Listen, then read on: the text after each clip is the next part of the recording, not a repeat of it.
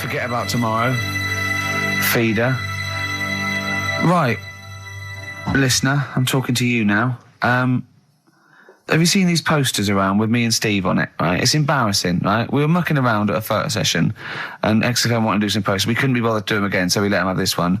Irony comes back to haunt you, and it looks like I think I'm Simon Temple or something, and Steve's all right. But we think that Karl should be in it. Definitely. Karl doesn't want to be in it, but it looks like everyone listens to this show for Karl's basically, innocent stupidity and some great tracks. Exactly. They don't listen for us anymore, Steve. So I think it should be a campaign to get Karl on the poster. Yeah.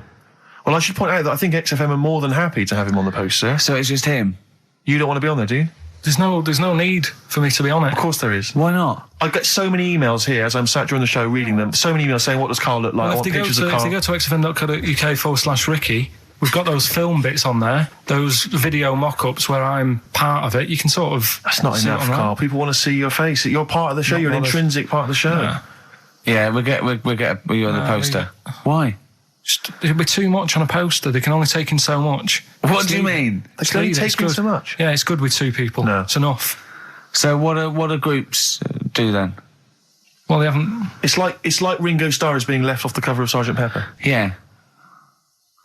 Or Rutherford doesn't get in a look in with Genesis. Exactly.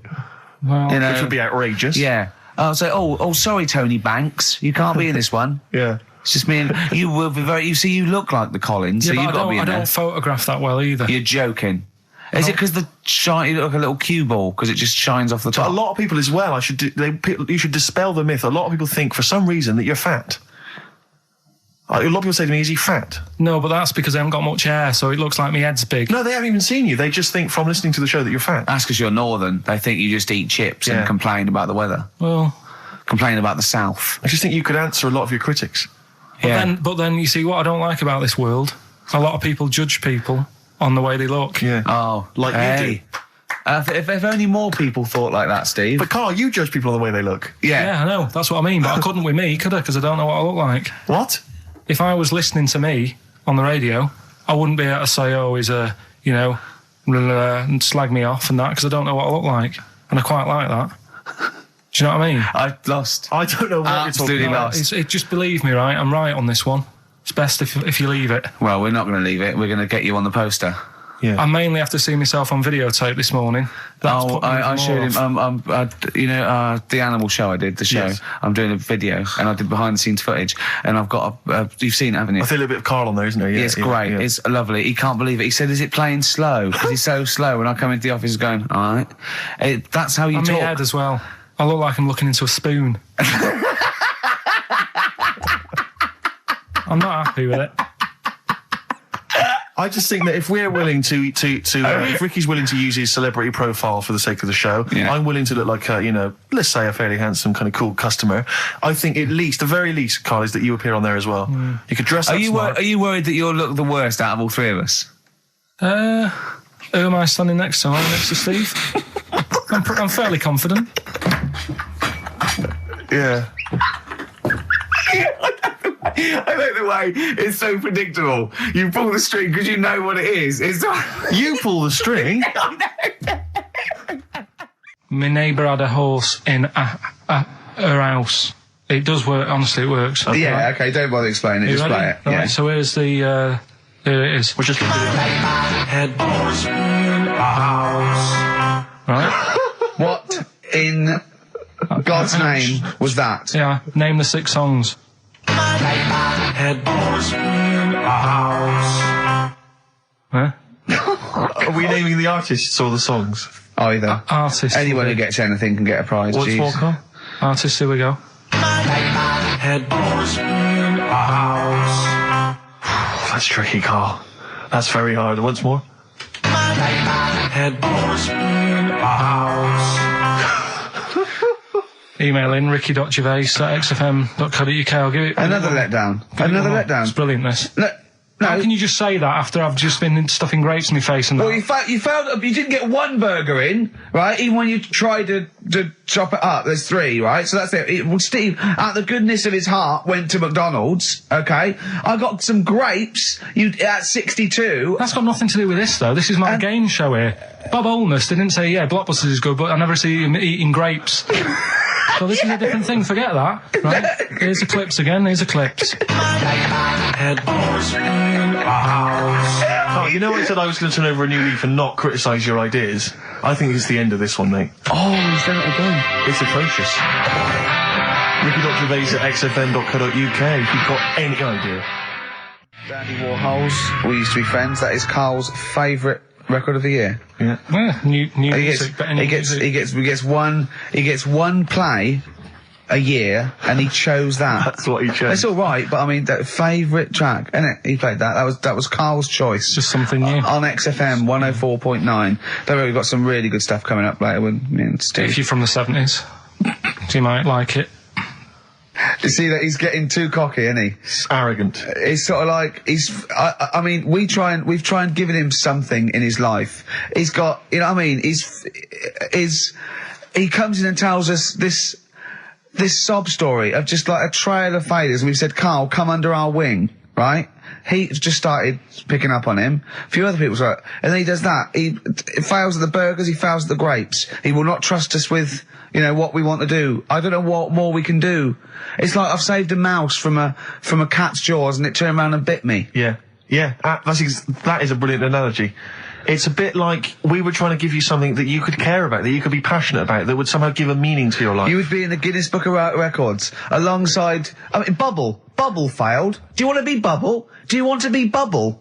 Or do you want to be the bloke with the milk bottle on his head? Exactly. Who's in there? The guy who ate the watches. Yes. Now, I've got an idea, Karl, because you're getting all stressed out. I don't know what it is. You're getting funny. I don't know what it is. I don't know what... Because you're annoying me. Wow, you say that. It started midweek. I don't think I annoy anyone else, so it's just you on that. So... I thought maybe we could all 3 of us go away to a little health farm for a weekend, just get like a triple room. Right, and that isn't happening. Why? You've just reminded me, because you've been annoying me. Steve started getting on your case, you know, sort of ganging up on me. I'll tell you now, Steve, I just forgot. Remember a couple of weeks ago, you said to me that my pub quiz team is rubbish. Yeah. Right, well, it doesn't matter anymore because you're not part of it this time. That's bad. That's bad, because it's interesting you say that, Karl. Karl, you say that because I tell you this, I found someone, mate, who could be filling that tricky 5th member. I wanted to test him out this week, mate. On your team. Test out on your team. Because I'll tell you what this is like. I don't know if you're familiar with Paul Ince, who used to play with Man United, right? But everyone used to say he's the governor. Right, even the players used to call him the governor, right? And Alex Ferguson at Man United was like, I'm not having this. Yeah. I'm in charge here. And he got rid of him. And that's what's happened. You were moaning the other week, saying your team's rubbish, you don't know what you're doing. Yeah. Well, let's see how you do on your own, right? Ooh, he's turned, isn't he? I'll be honest, Karl, I'd like to be on your team. Well, sorry, Paul Ince. You'll have to go and join Middlesbrough, or wherever it is it's gone to. Karl, what can I do to get back on your team? It's not happening. I've already filled your boots. Don't let him have the upper hand, Steve. No, wait a minute. I'll tell you what always annoys me, though. Ricky spends most of the show slagging you off, right, having a go at you, annoying you in the week, squeezing your head, making you eat burgers, right? But you always take it out on me. I'm the one who always gets the insults. I'm the one who's now relegated from your team. Why? You see, this is the thing. You're just as bad as him, really, because you're siding against me because you know that I'm willing to take it. The truth of it is this: you know that Ricky Gervais is keeping you in burgers and grapes, metaphorically speaking. He's the one that's got you in Heat magazine. I just spat all over your new Guinness Book of Records. You see? Get me a tissue. He's just squirted tea, laughing all over your Guinness Book of Records. I'm going to get the flak for that. No, it's because you made me laugh when I was drinking, because you went, and it made me laugh, and I spat. I just think it upsets me that you never pick on Ricky. You never ever go in because you know he's the one who's raised your profile and made you a little bit of a celebrity. We've missed one here. Using his teeth, Raman Andiapan, right? Husked a coconut. He did what? He husked a coconut. He's the fastest coconut husker in the world. What does that mean? I don't know. He pulls husks. What's that? His little face. What's a coconut husking? He pulls the husk off. Look at Karl just with his head down. Karl, come on. What's the matter? Because that cost me 20 quid. I know, well, I'll see you all right. I've tea all over the world's smallest man. Why have they stood him next to the world's biggest man? Right, I'm in a bad mood now. Oh, dear. So, you haven't got a team? Steve, I'll sort you out. Come to me. I'll sort you out. Seriously, mate, I found someone who would help you win this week, Carl, and I was going to tell you about it, and now... Steve, you can be on my team this week, and I know something about the quiz that Karl doesn't know. So... I'll tell you, I just think that it's so ungrateful. Whatever. So ungrateful. Right, songs of phrase, just give it a couple more plays. Just email in, we'll pick a winner soon. Ricky.Gervais@xfm.co.uk. Well, this is rubbish this week. No one knows it because it's rubbish. Steve was right. There's 6 songs there, so if you know what they are, just... That's the end of that, I think. That's the end of songs of phrase. Email in. I think. We've got none there. No. That's the last week for that. That is rubbish. Well, why didn't he give us some monkey news? Is it monkey news time? Come on, monkey news. We'll play a song and we'll... No, do monkey news. Let's play a song. Oh, it's a great track. Cheer up, Carl. Is it new? Is this Waiting for an Alibi with Thin Lizzy. What year Doesn't was have to be new. It's brilliant. What year was it out? Oh, Einstein wasn't new when he came up with the greatest theory ever. Oh, hold on. Hey, hold on. You're not new. You're not new. Waiting for an Alibi by Thin Lizzy on XFM 104.9. Right, okay, this is, with all the trauma in the world, I thought we'd come on a little bit, and he's just brought it right down, a little mank twat, whinges. No, but I mean, do you know what I mean? He's had a go at you, he's thrown you off his team. I'm devastated by that. That was the one thing I was looking forward to this week. To be fair, you were looking forward to telling him you were taking over the team, so it's sort of poetic justice. It has blown up in your face, to be fair. True, I was trying to squeeze him out of his own company. Yeah, you were going to try and get him out of his team. Yeah, well, it was a hostile takeover, and they clubbed together. To be honest with you, there's normally 3 regulars on his team. I got 2 of them on my side, one of which is his girlfriend. So I only had to work on him to try and get him to resign, and we'd have been away. Still. You know, we should give the prizes away. Yeah, well, this has been dreadful. This thing. We started off well with him trying to force burgers in his mouth, and then he come up with this tat. I mean, this is the end of this because it's. I mean, it was shoddy to start with. No little Dio couple. Well, this is not only. Well, I'm just saying. This is what I was saying in the pub yesterday when you try to be sick on my leg. I was saying, come up with new ideas if you don't like them, but you diss them on air. Well, it's just disappointing, isn't it? And right. What's that? I was disappointed when I was choking before. We were disappointed as well. Yeah, you didn't try. You didn't try with the grapes. You were just like chewing on that. You meant to just throw them in and swallow them. Songs of phrase. It was 6 songs. It sounded like this. Boring. Right, what are they? Just give the answers. 6 songs there. We had Lionel Richie, My Destiny, for my. Tricky. Neighbour. Oh, that's XFM. Ooh. My neighbour was Space. Neighbourhood. Had Harry Connick Jr. Had to be you. Yeah. Right. Had a neighbour had a horse. Horse America. Yeah. We had a horse. In was Lisa Stansfield with pathetic. In All the Right Places. Oh, pathetic. Did anyone get that? And No one got that. Animals. So that was pointless. All right. Well, the most anyone got was 3, and so we're going to give it to Deborah, and that's possibly Deborah and Kate. They got at least 3 of those. So well done. Well done. Yeah, there's prizes on the way. That's the end of that. Well, do you want to do some give some stuff away? I suppose so, Carl. We could, yeah. Yeah, set it up. Set it rolling. What is it? Which of your many competitions is this?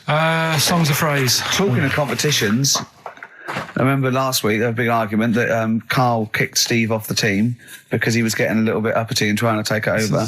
Pub quiz, isn't it? Pub quiz, yeah. But then you let him back in, didn't you? Well, he was all right. He came to me afterwards and said, you know, you're not going to kick me off, are you? And I said, well, yeah. He came back sort of, I suppose, begging. Was it embarrassing or...? Well, no, it's just, you know... He learned his lesson. He realises he overstepped the mark, like you have this week. Yeah. Do you know what I mean? We've all learnt a lesson. Yeah, we've all learnt a lesson. But I won the quiz, didn't I? And you didn't. Well, that doesn't matter. The thing is... I won all the money, didn't I? Please bear in mind it's taking part that counts, Rick. Yeah, sure. I wasn't winding you up in the quiz, though, was I? And all your team was older. Yeah. Well, what's that got to do with it? Well, you've got a collective age, your team, of about 300. No, one of them was one of them was actually 5, but she just aged a lot. I think when I took the 11 plus, we were all around the same age. That's what I mean, right? Your team was a lot older. What was our average age, would you say? Average age probably 30. Right. Yours at least 41. No. Definitely. No. Definitely. Only 2 of us were 40 and 3 were about 30. No, rubbish. Yeah. Who's 30? Martin, Glenn's about 36, yeah. About 30. But it all helps, doesn't it? And helps. And you've all got... And I was under 30. And I was under 30. And you've got a better general knowledge. yeah. We were cheating. We knew more. You just knew more stuff. Yeah, that's not allowed, is it? Proper quiz time, But I wasn't winding you up, though, when I won. I wasn't gloating or anything, was I? No, that's all. When you kept sort of counting it in front of me and... Like he hasn't got enough cash already, Karl. How much was it? How much was the prize? I can't say. It'd be gauche. Right. Is that tax-free, that money? Yeah, it's a prize, isn't it? Is that true, though? Is that how it works? I think so. Prize money, isn't it? I don't know. Well, Right, otherwise, I assume you'll be declaring that. Yeah, will we? Yeah, you'll be paying tax on that. Yeah. Because you know where people... I mean, the taxman could contact you via XFM at any time just to check that if you wanted to. Sure. Clocks, Coldplay, XFM 104.9. In fact, can I just plug something? Go on. Because you can hear Coldplay live tonight from 7 o'clock, the whole Earl's Court gig on XFM from 7. Blimey. Yeah. It's not bad. Yeah. To Coldplay. To Coldplay. Happy Easter. Happy egg. Well, that's about it from us, isn't it? We got, to be honest, I didn't miss Karl at all. I did miss Karl. In fact, I felt we worked harder. We did a better show without him. I think he's dead wood. Well, I think that we should, tell him that we don't need him. If he turns up, it's fine. If not, you know what I mean? Yeah. Because that will wind him up. Oh, he'll be livid. If you could send... could you send Karl emails saying... to Ricky or something, because he gets all those, doesn't he? Or to Karl, saying the show was better without Karl. Yeah. Can you please do that for us? We'll tell him the truth. He'll hear it. He'll come back and hear it. So we know it's a wind-up. But I just want to see his crushed little face Monday. Is if you can send as many emails as possible saying this show was better without Karl, I will be grateful. And I promise I'll tell him the truth next week. Do you think I can do that for us? I think so. Is it karl.pilkington@xfm.co.uk? Yeah. And it's Karl with a K. Yeah, Karl with a K. And send some to me, because he'll read those next week as well. Yeah, ricky.gervais@xfm.co.uk. Yeah, In just fact, say it was... send some to me as well. And pass them on, pass them on, yeah. And to the head of XFM. Oh, what's his one? Yeah. Because he won't get in trouble, because obviously Andrew's listening, so he know it's a joke. But Andrew.phillips@xfm.co.uk. in fact, could you send a load... marketing manager, Charlotte Susan at XFM. Yeah, Andrew.phillips, XFM. Just saying, it's so much better without Karl, because it's got a bit self-indulgent. He just does his same old stuff about Auntie Nora farting, and it's not big and it's not clever, and the man's a fool. Yeah, so if you do something like that, make stuff up as well. Thanks very much. Happy egg. Happy egg indeed. Can I just end with a tune? Yeah, absolutely. Ed Harcourt. I don't know if you've listened to his current album. Yeah, new album sounds good. Some nice treats on there. And this is one called The Birds Will Sing For Us. It's a nice way to end. See you later. Cheers. Happy Easter. Do the email thing. Egg. Blur, Out of Time, on XFM 104.9. Ricky Gervais, with me, Steve Merchant. Karl Pilkington. Yeah. Steve's a bit quiet. He's got a bit of a sore throat. Oh, a bit of a sore throat. Murder. All week. It's been murder, Rick. We couldn't work all this week. I've been because off sick. Steve's been in Bristol. Karl, you're not impressed? It's just, I don't understand why having a sore throat sort of... Oh, he's done you. Right, what if the sore throat was so painful it was like you've got broken glass and razor blades in your throat? You can hear now that I'm not even speaking from down in the throat. I'm speaking from the very top of it like that, so it sounds a bit weird. But you're right. What? Your hands are all right, aren't they? Yeah, but we talk when we're writing, don't we? I can barely talk. It was agony. I couldn't sleep because it was so painful. Even when I was just lying there, motionless, it was hurting. I just was surprised because we got back off holiday and called Ricky and said, all right, is Steve all right? And he said, he's had to go back home or something, and he's stayed there because he's got a sore throat. Yeah. I didn't understand why you can't, just go home. I mean, how old are you? What? I don't understand why you've got to be at your mum and dad's when you're feeling I happened ill. to be at my mum and dad's. Now I'm talking like you. When this sore throat really kicked in, so I thought I may as well stay and get a bit of the creature comforts of home.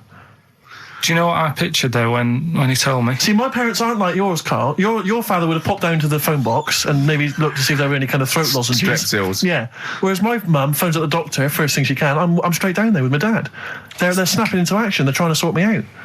It's a bit like that Ronnie Corbett thing, isn't it? Sorry. That sorry thing.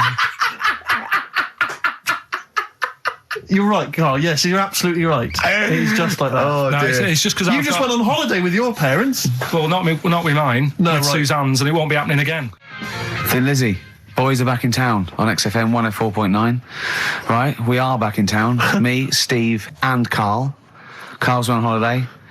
Steve's been living with his mother because he had a sore throat. And I've been hobbling around still trying to Do you know what? keep things going. Do you know why I think I was ill? Stress. I genuinely think it was stress. I think I'm beginning. No, I'm analysing it. What do you think of that, Karl? But I'll tell you what it is. Look, think about it though. We live in London. We got the war, the threat of terrorist activity. That's where I live. I'm all right. Next one. We got SARS. One. Yeah, but you can walk to work. I got to travel on the tube. I came in this morning. I saw a Chinaman sneeze. I was terrified. S Club 7. They've split up. I mean, I worry about those sort of people. They're young kids. They're talented guys. I mean, they say they're going to be all right. I'm not sure Tina is. I'm not sure she's got the talent. So there's just so many elements that stress I remember me you out. were worried about hearsay. Oh, Kim Marsh is doing all right. Well, Kim's doing fine, but she got out early. Yeah. But, I'm not sure the rest of them will be. No, I'm just... they're quite emotional. I've got to worry about the show. I've got to be worried about this, It's just me. I've never been that good when, like, anyone in the family's ill or anything. I've just got... Just because that's the way I am, do you know what I mean? If I'm ill, I don't expect people to run about. No, well, I've never been off for being ill. I mean, you were. Did a couple of weeks ago. But that's. But hang on, I've not missed either of the shows. I'm ill today, but I'm still here. You took I seem to remember you took a show off when you were ill. Yeah. You were But whinging. I was really ill. Right, sure. I couldn't even walk to work though. Yeah. That's what I mean. Did you go to the doctors? No, I was too right. ill to get there. Right. That's how bad I was. Did you call a doctor out? No. No. Interesting. But it's just that. I mean, we were talking about it last night because I was saying to Suzanne, I said, "Oh, Steve's, he's been living at home all week." She said, "Oh, is he I really like the ill?" way he talks about you behind your back as well. Thanks. And she said, "What's up with him?" Malingering geek. And she I said, "Oh, he's got a sore throat or something." She went sore throat. Oh. So she said, "Well, you don't know how serious it is. Don't be offhand with him tomorrow because if he's coming in and he's still not right, because she always sticks up for you." Yeah. Right. And she said, She's anyway, got some sense. She said, and anyway, you're no good when people are ill. I said, hang on, what are you talking about? So apparently, when we first sort of started going out, the first time she was ill, she kind of thought she saw the real me because she was ill in bed and that. And I was saying, "Oh, get up." And, of course, you can drink alcohol with these. And I just was like, you make yourself feel worse if you lie in bed. I said, come on, we need to go shopping. And she said, you go shopping. I said, no, I'm not, because I'm rubbish at shopping for food. Do you know what I mean? I'm all right at getting that night's food, but once it starts, like, you've got a plan. Sure, yeah, you're dropping the bananas. I forget all sorts of stuff. Yeah. So she said, Go all over the floor. Well, she was like feeling out on that. She said, I've got a temperature. So we'll come to the supermarket and hang about in the frozen chicken section. Cool yourself down. Yeah, sure. And it made her worse. So now she was like, "Do you remember that?" And I was kind of like, "Yeah." Who's that hot woman sitting in the chicken fillets? Yeah. That's Karl's girlfriend. She's obviously ill again. Even when I was younger, do you know when I told you that I was picked at school to give old people biscuits? Right, yes. Because you had nice hands, Because wasn't they it? had nice nails, right? Yeah. And then because I went down a storm at that. Went down a storm at that. said- Bravo! Getting back with the Garibaldi's the best I've ever had. Bravo! What do you mean you went down a storm? Because I'm into biscuits, so you knew your stuff. I was talking to him about I'm them, into biscuits. right? So then Did you make sure that they finished the first layer before you dipped into the second layer? No, there's no rules like that. Just No rules. what do you want? What do you want? What do you fancy? Yeah. So then, because I was good at that, we were going to like an old people's home where they were a bit iller, rather than just being old. They were like ill, Yeah. and I said, "No, not doing that." Not going there. Because they're old people. They didn't want biscuits. Well, yeah, that's They're another too thing, old to yeah. eat. So yeah. So Did you have to dunk them in tea before you fed them to them? No, it was just like Did you feed them like Did you feed have to chew? pigeons? Did you have to chew their food, then stick it down their throat with your face? Like a little bird. Yeah, yeah. a little trolley, right? A lad who I didn't really get on with, he had good nails as well, so he was serving the tea. Yeah. And I just had a chat and said, "Oh, do you want a biscuit with that? Yeah. What about this one? Do you like bourbons?" Yeah. Oh, you really did the whole. So, yeah. oh right, so you weren't just, it wasn't like their choice, you offered a selection. Well, I sort of sold them because the thing is, there's only so many, so you've got to handle the situation well. Sure. You don't want too many in one type, so it's No. like, well, you've had a bourbon. Yeah. What a great life they lead. They probably only pay about 900 quid a week to stay in that particular home. Yeah. And they get a free bourbon by a kid with clean nails. Brilliant. Whoop-de-hoo. So anyway, it gets to this, the Thursday night when I'm going out with Suzanne. Yeah. And her mum's like sat on the sun lounger outside, so where are we going tonight? I said, no, like I said, it's just us. We're going out having a bit of time to ourselves. So I could see as the day was getting on, she was realising that she's got a night in with like her husband, right? Her face started to like look miserable. Sure. I thought, I'm loving this. Right? So I said, right, I'm going in to go and have a shower, go and get ready for tonight. It's going to be great. And winding them up, wind them up because they can't come, because he said they can't. Right, so I go upstairs, have a shower and that. I come down, and a mum's smiling. Oh, hang on. So I'm thinking, hang on a minute, what's gone on here? So I went to Suzanne, I said, why is your mum smiling? She's not coming. She said, no, but my dad said he'll take her out now. So in a way, she was happy because she got her own way, which annoyed me. That annoyed you, sure, because you wanted to... Like, you don't even want her husband taking her out? Well, it's just the fact she didn't want to go out. She was happy to stay in and have sausage, egg and chips that they'd found from some shop that sold English food. Right. So that's almost like what they do if they're at home. Sausage, egg and chips. So she was happy with that if we were staying in and having that. But because we were going out, she was fed up. Right. So she's smiling. So she's going, yeah, I'm going out now. So I said, well, enjoy yourself. She said, where are you going? I said, well, it doesn't matter, does it? You don't need to know. Sure. She's not going to where we're going. Oh, you just don't want us to be in the same restaurant. So yeah, that's right. I said I want a night out on my own with Suzanne. It's our holiday as well. I don't know. I can talk to you about this. This is not even his own parents. This is someone else's parents. These are the parents of the woman he loves. But even Suzanne sort of agreed with me. There's only so much time you can spend with your parents. That's why you leave. That's why when you're ill, you don't go home to them. Yeah? Sure. Yeah. Of course, the slight difference between me and you, Karl, is that not everyone in the world annoys me. Well, not everyone does. Just... I can see what... I felt a bit guilty that week when he said I was annoying him, but I realise it's not my fault now. No, everyone annoys him. Yeah. So, yeah, it was an all right holiday. It was good to get back. Brilliant. Won't be doing it again. So. No. And what now would you say is your relationship with Suzanne's parents? Is it a frosty one? No, I just think they know that I don't like to put up with them for a long time. Yeah. I mean, when we were packing, a man was upset because, like, she really liked the place where we were staying, right? Because it was quite a big villa, because there was a few of us. There was a brother as well with us, right? Yeah. So, our mum said, oh, I love it here. She said, I'm definitely going to book this place again. I said, it's a bit big for two of you, isn't it? Just being sarky, like, we're definitely... I said, because, I won't be coming again. You're like, I don't know what you're like, Karl. You're a monster. You're an absolute monster. You're one of those people that goes, I say as speakers are fine, I say as and gibbered what the wibble. Yeah. And never the way will slep.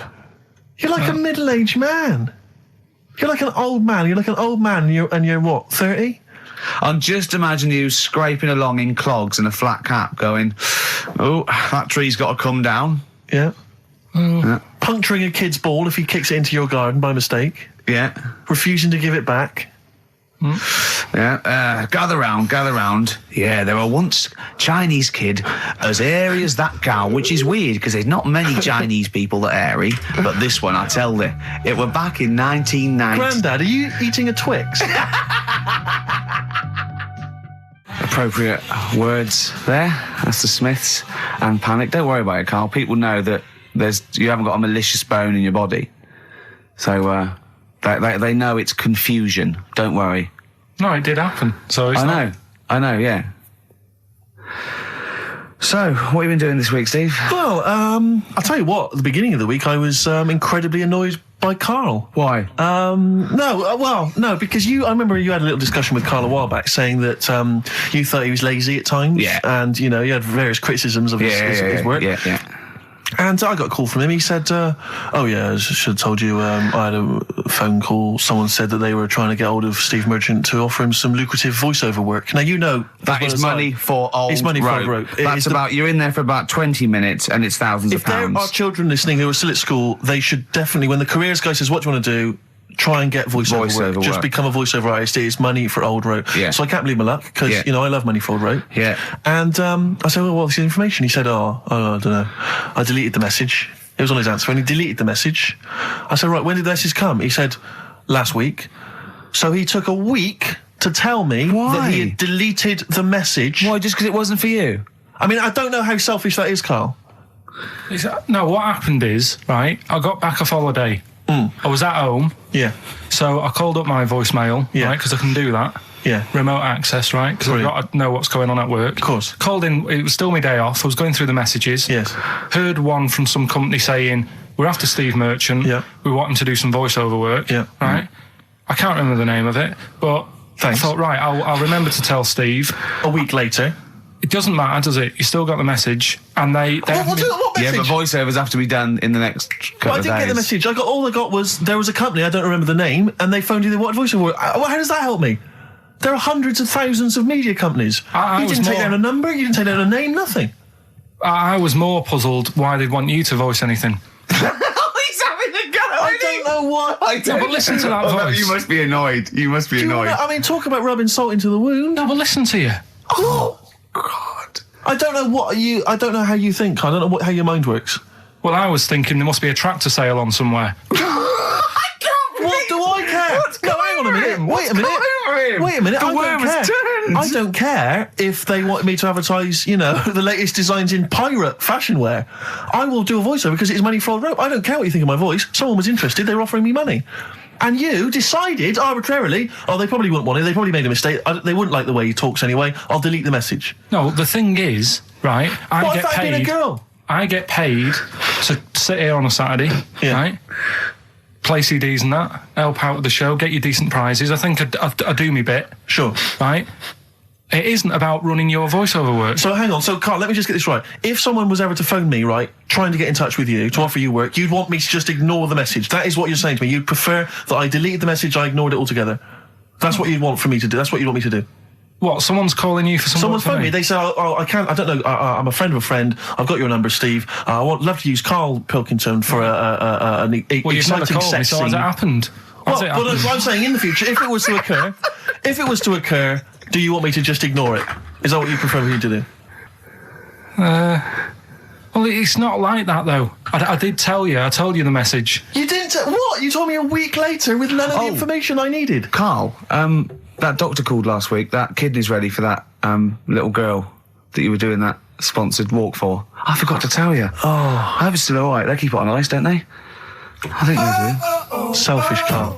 So selfish. And you've lost us so. Beautiful bit of Snoop on XFM, yeah? Mm-hmm. Kicking it with Ricky Gervais. School, yeah. Sweet. Steve Merchant and Karl Pilkington. What has happened to Karl? Because Karl, I thought, is this sort of sweet little buffoon, almost childlike in his ways. You know what I mean? Like Charlie Brown after some sort of head injury. And now he's... And now he's coming back like that, having a go at not caring about voiceover work. It's like, because Heat have written about him a couple of weeks, it's like he thinks he's better than you in some way. I do care, though. You're out of order saying that, right? Because I've sorted you out with tickets for stuff. He doesn't turn up to. Karl, I received a phone call. You deleted the message offering me voiceover work. You're as bad as my agent. I'm appalled by it. And I thought we were friends. At least his agent, when he does it, is losing himself money as well. Yeah, exactly. You've got no comeback. You're still sweet. And to have a go is you've got a mank whine. Right? For a voice. Like a cartoon Gallagher brother on Coronation Street. I mean, and yes, Steve does sound like a Wurzel, but that doesn't... Do you know what I mean? No. What about Jethro? Jethro does well. Jethro gets on Des O'Connor anytime he wants. Just has to phone Des up. And he's on there. Straight on and there. he's whining like a Wurzel as well. So, to say that is a rubbish... all right, apart from that then, what else have I done that's wound you up? Well, that's a good starting point, because you haven't even apologised. No, it's a shock, because that's the first time I've let you down. And I didn't really let you down because I passed on the message. You didn't? Well, we've been through it. You didn't pass on the message. Saying I deleted a message for you is not passing on the message. I mean, I just think what's happened is that you've got a little bit of celebrity now from the show. I mean, I've seen you being recognised in pubs and stuff, or people have come up and they said, "Are you Karl?" because they've seen Ricky. Now, it just seems to me that you are not keeping yourself grounded. You are just, you cannot deal with fame. You've not got the intelligence to cope with the celebrity, and you're just becoming this kind of ego-driven monster. Now it's getting. It scares me, Karl. You're not the man I remember. Look, I put a lot of work into this on Saturday. This isn't even my proper job, right? Where were you in the week? Oh, he's got you there. What? Where were you in the week? I said, let's meet up. Let's, come up with some new features and that. Where were you? Karl, you phoned me about an hour before you wanted to meet. That is not what I would call... I mean, that is arrogance right there. That's the way I work. That's arrogance right there. That's ego right there. He couldn't go... when I came in, he said, "Where's Steve?" I said, "Steve can't make it." I had to tell him why. Steve was staying in to tidy up because his landlady was coming. This he couldn't get over. He could not get over that you couldn't make it because you had to stay with your landlady. He talked about it for about the hour when we were working. What are you talking? Last week I had a bad throat. You wouldn't tolerate that. You wouldn't accept that. When you had a bad throat, where were you? Why couldn't we do any work then? Because you were at home with your mum and your dad. You were on holiday, weren't you? Why didn't you get your mum and your dad to clean the flat? Oh, he's done it again. He's done you again, mate. Play a record. How has he done me? What? They live in Bristol. Yeah, the joke's on you. He couldn't get him to clean the flat. I don't know who's laughing at who now. Right, listen. Can we just go back to laughing at Karl? Okay. Because I know where we stand there. Okay, all right. Do you want to, That's the natural order of things. I know, yeah. The world's gone topsy-turvy. He's stepped out of the pecking order. Feeder, Butt Rogers, XFM 104.9, Ricky Gervais, Steve Merchant, Karl Pilkington. Carl just said to me, so what face would you have to me? And I went, what do you mean? He went, well, whose face would you have?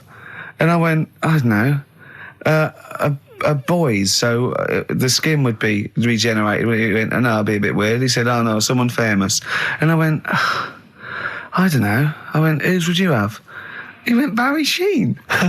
No, but what I meant was when I was talking to Suzanne, Suzanne about it, saying this is amazing, she said, well, whose face would you have? Right. Now, it's got to be fairly recent to have the skin fresh because it can't be too old. Right. So I had a choice of, like, Barry Sheen or what's her face off Last of the Summer Wine. Who? Who's the old woman who just passed away? Thora Hird. So that's what I meant. If I could have any face, because she said, well, you could have had Tom Cruise or something. I said, well, he's not dead. I said, no, but you could have had that. You'll give yourself restrictions in your fantasy. Sort of like look down to your picture. I love the idea that someone getting you a call. Mr. Pilkington. Hello, it's Dr. Hanrahan. Barry Sheen has just passed away. And you go, oh dear. Yeah, bad news and good news. Do you want his face or... Do you want his face? Does Suzanne go out with you, like, for charitable reasons? Is it like you can adopt a boyfriend? I love the fact that she encourages you. She was saying about Tom Cruise, and I was like, oh, you know, she said, you know, he's not a bad-looking fella or whatever. So, well, what she's saying is, Karl, is there any chance you could go and get a different face? Maybe something like Tom Cruise would be good. Yeah, but then I was saying, right, first of all, he's got to be dead and he's not. But if he was, and you had that done... Would you feel like... People were looking at you on the tube? Well, no, like, say if the people who made Mission Impossible said, well, we want to do a third one, would I be in my right to say, well, I don't want to do it? I don't know what he's talking about. I don't mean to be offensive, Karl, but your girlfriend could do a lot better than you. I don't know what he's thinking. I love the idea of this whole conversation about you in Tom Cruise's face and then get offered a film. But why does she have conversations like this with you? It was now on last night. It was now on the telly. I love it. What should we talk about? What about getting a new face? Oh, dear. Oh, that cartoon. If you don't know what Karl looks like, there's a cartoon that was in last week's Heat, isn't it, that I drew on the website. What's it going for now? Bid... I think it's at about £225 at the moment. And what do they have to do to bid for it? Just email in and I'll pass it on to the website people. I know why Heat put it in. It's because the editor, Boyd Hilton, looks a little bit like you, doesn't he? Sort of my ugly brother. He's probably listening and he says nice things about you. Yeah, he can still say nice things, but I bet he knows deep down. You know if you're good looking or not, don't you? Come on, Steve. I mean, what do you think? This is going crazy now, Karl. I don't know. You're just, the insults are flying left, right and centre. You've got no limits. You've just gone crazy. You've just gone wild. You're spawning around just because you look like Tom Cruise. I think it's because he's been hanging out with Christian O'Connell. Yeah. And they're both thinking, we're... A couple of media players. Yeah. Too big for their boots. Yeah, not scared. Although he's scared of Christian. No, he's terrified. He's scared of Christian in here because he's not allowed to do monkey news. No. Because Christian wants to do it. He's scared of him. I'm not saying that, right? Christian... You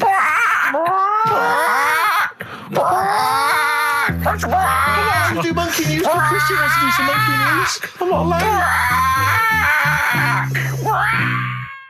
I was looking back over some of the shows, right, before I go, Karl, and I've just done a little excerpt of, a trailer of what we do, what we're about, and I don't know how the panel could overlook this. Play a bit, Karl, please. Shaking her muff, minge and tits around does not make her a hoe, then what does? These kids at school with big heads. Karl, what are you talking about? Shut... Oh, my name is Holy Fuck. Right, there's this monkey that was on a train station. Right. What if you mean cock to mean penis?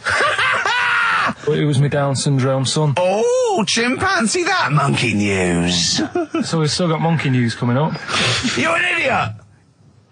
You know what I mean? That's, to me, quality broadcasting. I don't know how they can say that isn't worthy. That's what we sent in to the Sony people. They listened to that. How they didn't think that was dynamite stuff. It doesn't make sense. Actually, I've been thinking about this since Thursday, because I've been a little bit down in the dumps. Yeah. What I think it is that with the TV show, the TV stuff we've done, Rick, we put a lot of work into that. Yeah. We get the script, we spend a lot of time on it. What this show is about, it's very much about spontaneity, it's about our personalities, and I don't think we're ever going to win an award for our personalities. I think that's where we're going. Do you know wrong. what I think? I think that when we're together, we're the auteurs of The Office, and, you know, and we're strong on it, and we're just two. We write it, we direct it, you know, we cast it. We even worry about the font and stuff on the. You know, we do everything. There's a weak link in our midst, I think. On the radio show. Yeah. Right. Well, I'm just trying to think what the common factor is, because on the award-winning TV show, it's just you and I. Yeah, I don't know. Well, I'll tell you what. Can we play a record and let me think about this, because there must be something. There's got to be a factor that isn't in The Office that's in this. That means that The Office is award-winning, and this is a pile of shite.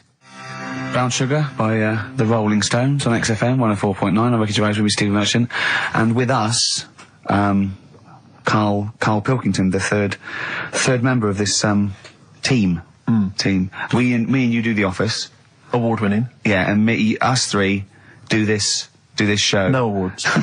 Nothing. Karl, what are your thoughts? What do you think's wrong with the show? Why do you think the panel listened to our show and said that is awful, it's not actually a radio show? Well, can I just point out, many people may not realise that last year we won a bronze, so we've actually gone down. We've actually slid off the list entirely. I know, but I mean but Karl wasn't really as involved last year. Well, I remember last year it was very much you and I. Yeah. I mean, we just started out on it. Yeah, so I mean, so you can't really compare. Hold on, though. Well, interesting. What do you think, Karl? What do you think the reason is? Karl? Any thoughts? I see what you're getting at, right? But you're not stupid. But when I put the compilation together, I made sure that it was mainly you two. So don't be doing that. Don't be playing that game. So you put the compilation together? Yeah. Right, again. Ah, right, interesting, because we weren't involved with that. We usually do The Office, edit The Office and everything. We have the final cut on The Office. So you... Oh, I see, so you... Oh, right, no, so you're the producer. You had your fingers all over it. Interesting. Oh, that's interesting. So, so the tape was the smoking gun, and whose fingerprints were on it? Karl Pilkington's. Yeah. That's interesting, we didn't get a sausage.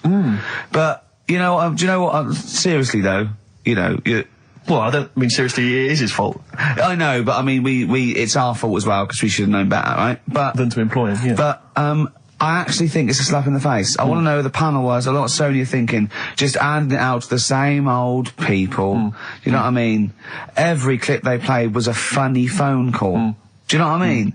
And so Did we send any of our funny phone calls in? So if anyone cares, I think we should knock this on the head as a protest against Sony. And that's how I've never complained before about legal, but I mean this one. Don't know what I think. I want someone on the panel. It was entertainment. I want someone on the panel to phone up and say why they think this show is rubbish. Well, I'll apologise. Well, I'll not apologise if they stand by. If they tell me why, you know, because you know, listening to that clip there, I can't see anything wrong with that as sort of daytime radio. It's interesting. I mean, I don't think our number one fan, Dickie Anderson, Richard Anders, was on the panel, although he here has emailed in. He's got a couple of thoughts as to maybe why we... What is Dickers doing, man? Dickers says, commiserations on not winning a Sony. I can't believe you didn't win, naturally. I mean, apart from your show's obvious lack of quality and effort, having a monkey for a producer, offering the biggest load of tat as competition prizes, saying hairy Chinese kid 48 times every show, Rockbusters, not bothering to turn up for weeks on end, only having 3 listeners, introducing the comedy characters Camp David, Harry Fook, which I think he spelt wrong there, Stephen Merchant. I'm not a character. Apart from insulting every race, religion and sexual orientation, bickering like schoolgirls... We haven't done everyone yet. We have not insulted everyone yet. There's loads to go. Despite the fact you generally bring misery into the lives of anyone who listens, I thought you were surefire winners. Better luck next year. Well... I mean, a couple of constructive, criticisms there, but generally, I still can't nail it. Was he on the panel? Well, I don't think so. Well, he's a fan, so... Yeah. Well, no, he's clearly a fan. I mean, he obviously loves the show. He has hit the nail on the head. Oh. Which... Yeah. But, what should we do? Should we give up or should we try harder? That's always my dilemma in life. Sure, yeah. I mean, I've always gone for the first one. Give up? Yeah, why bother? Yeah. If they can't see, just give us the award. Yeah. And then worry about it later and we won't let them down. Yeah. Now they've got blood on their hands. Mm. We're gonna... Yeah. What should we do? Give a couple of months notice? I think so. Okay, well, there you go. I mean, seriously, I think... I think... I'm being serious. I'm not being wacky now. We haven't told Andrew, but... I think we've won our course with this show. Yeah. So let's... Okay, we'll give it a month, and it's because the Sonys didn't give us anything. Play a record. Yeah. There you go. You got to do a bit longer than that. No, we haven't. Got to give a month's notice. No, you got to work till about September if you're gonna... No, we haven't. No, we give a month's notice. Whatever they give the money back, something. Well, you give your money back. Yeah, I know. What are you going to spend your 80 quid on? True. By the way, Red Hot Chili Peppers on XFM 104.9. So, a few more shows. And I hope Sony are happy. They should encourage... we've only been radio, a couple of years. Exactly. You encourage young talent like you. Yeah. Instead of giving it to Radio 1 and Radio 2 and... The old war horses. We just had a quick email. I wonder if you could answer this. It's James from NWL. He says, Ricky, is Karl going to be on this week's show? Please let me know, as I may listen if he's not. Sadly, he is here. I mean, people are already turning against you, Karl, because they've seen what's happened. Yeah. I think they've probly realised that we've... I think we gave you too much. I think we've got a spoiled sort of kid in our hands. It's sort of like, we knew how bad he was, but we were trying to sort of bring him out of his shell a little bit. Yeah. You got to encourage sort of, children like Karl. Well, yeah, exactly. To sort of fend for themselves. I like the fact that Dickie Anderson had that wonderful rant. It was an articulate email. It was quite long, and he must have typed it immediately. I'm thinking, because he's a fan of the show and he thinks I'm a genius, we need a PA. Sure. Don't we? Yeah. Do you reckon he'd come and work for us? Well, he can't be any worse than what we've already got.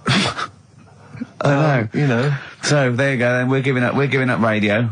We're going to concentrate on television. Karl's going to probably go back to just doing your sound. The thing I won a silver for at the Sonys. Funny that, isn't it? Oh, you won a silver, did you? I got a silver, yeah. Oh, yeah. What was that for? Doing the proper job that I do here in the week. No, it's 2 of you for a start. Yeah. Well, there's 3 of us. Can't even get a bronze. Now, who's the weak link? Right?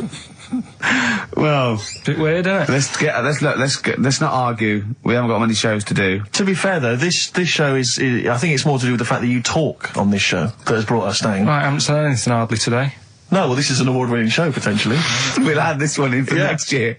If you could just keep stum, we might have a chance. All right. Well, coming up, right? Karl. Let's put it behind us. Okay. Let's draw a line under it. We had a meeting yesterday. We thought we better, for the last few shows, plan it a little bit. And me and Steve came up with a great idea. We're going to offer Karl money to do stuff. Yes. That's the quality of the ideas on this. Yeah. And I bought some money in, little stuff, because we had him showering with our mate Johnny for £1,000 yesterday. Yeah, we just got into a discussion, and then one of us suggested that how much would it cost us to pay you, Karl, to have a shower with another man? And there's nothing going on. No, there's nothing going on. You're just in a shower, normal shower. You're just washing each other, not each other, just yourselves. You're just having a chat. Yeah, washing yourselves, having a shower. Yeah. But it's a regular shower in a regular house. It's not a shower in a swimming pool. And he went fine. He got £1,000 out of it. He wouldn't do 900. He got £1,000 out of it. But then we said, and we'll have to watch to make sure you do it. Yeah. And he went, no, that's weird. So, but why? What's it? But this is what annoys me though, right? The whole idea of, what would you do, right? So I bet you missed out there. When we started this chat saying, I wonder what you do for money, it did start off with, would you rub Dale Winton's neck? Would you give Dale Winton a massage for 20 quid? No, but you have to say no, 500. We're trying to find out what your price is. What price, Karl, is the name of the show. So would you give, Dale Winton he's got a knot, he's got a bit of a knot, he's stressed, he's been doing supermarket sweep, and he's furious. One of the contestants was answering back, calling him names, and he's got all knots in his neck. You just just give him a little bit of 5 minutes. A little neck massage. How much would you do that for? He's naked, and it's just a little neck massage. There's nothing going on. It's like... See, there You're naked as well, but it's just the two of you naked giving him a little massage. No, seriously. Would you give him... okay, would you give me a foot massage? For how much? Well, that's what's your price? And what are the rules, though? Can I wear gloves? No. No, just you know. Let's start off simple. Would you take off my shoes and socks? I'd do it for, like, 50 quid. Okay, no, 20 quid to take off one shoe and one sock, but like you mean it. You just take the shoe off, you go, and as you're putting down my sock, you pull the sock down slowly, you look me in the eyes and go, what lovely ankles. Seriously, how much? What price?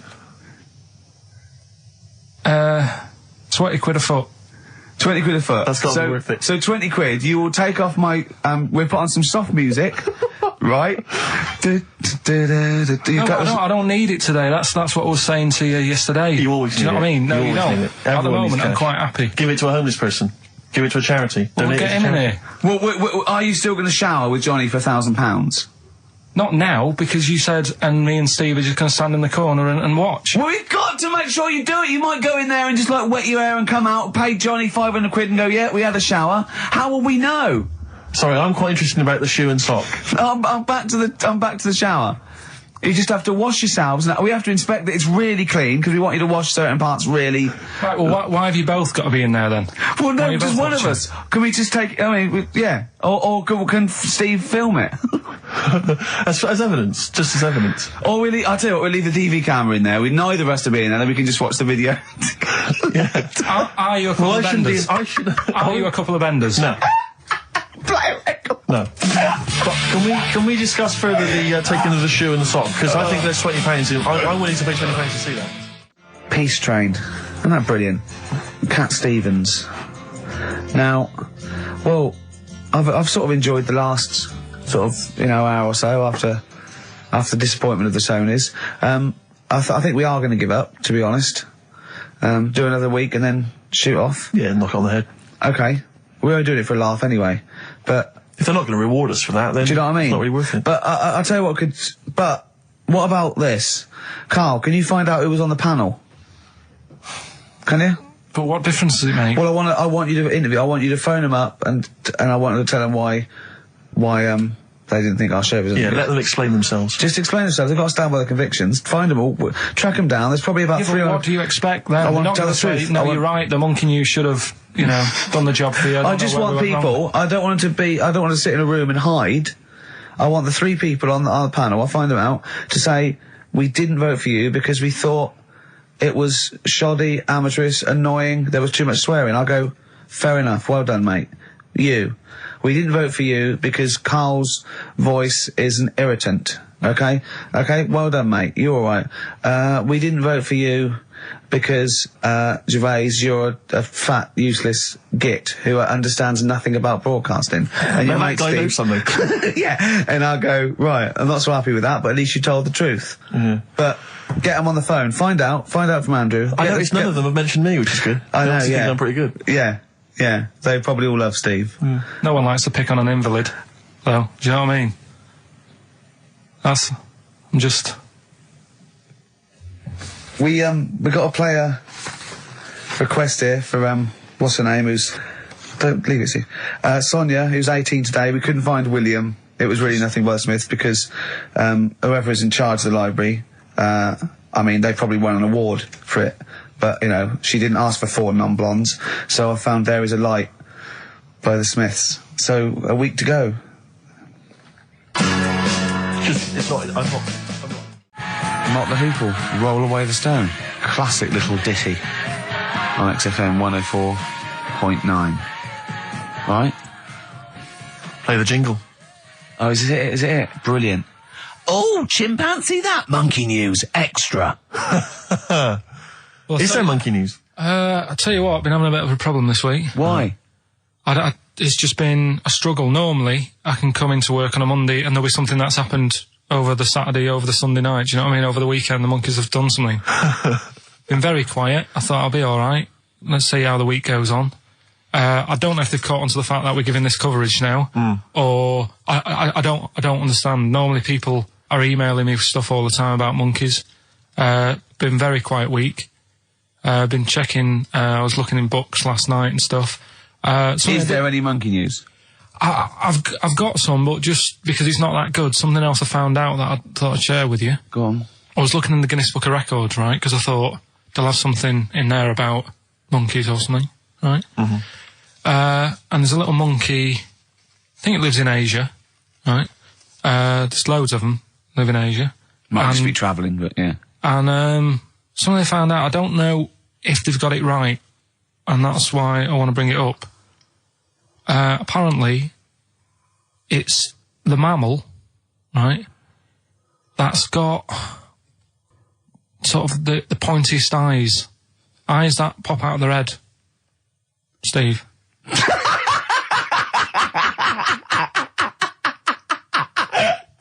Now, the thing is, right, I thought that's interesting. Yeah. Apparently, it's the biggest with the sort of goggle eye type thing. Right, yeah, go on.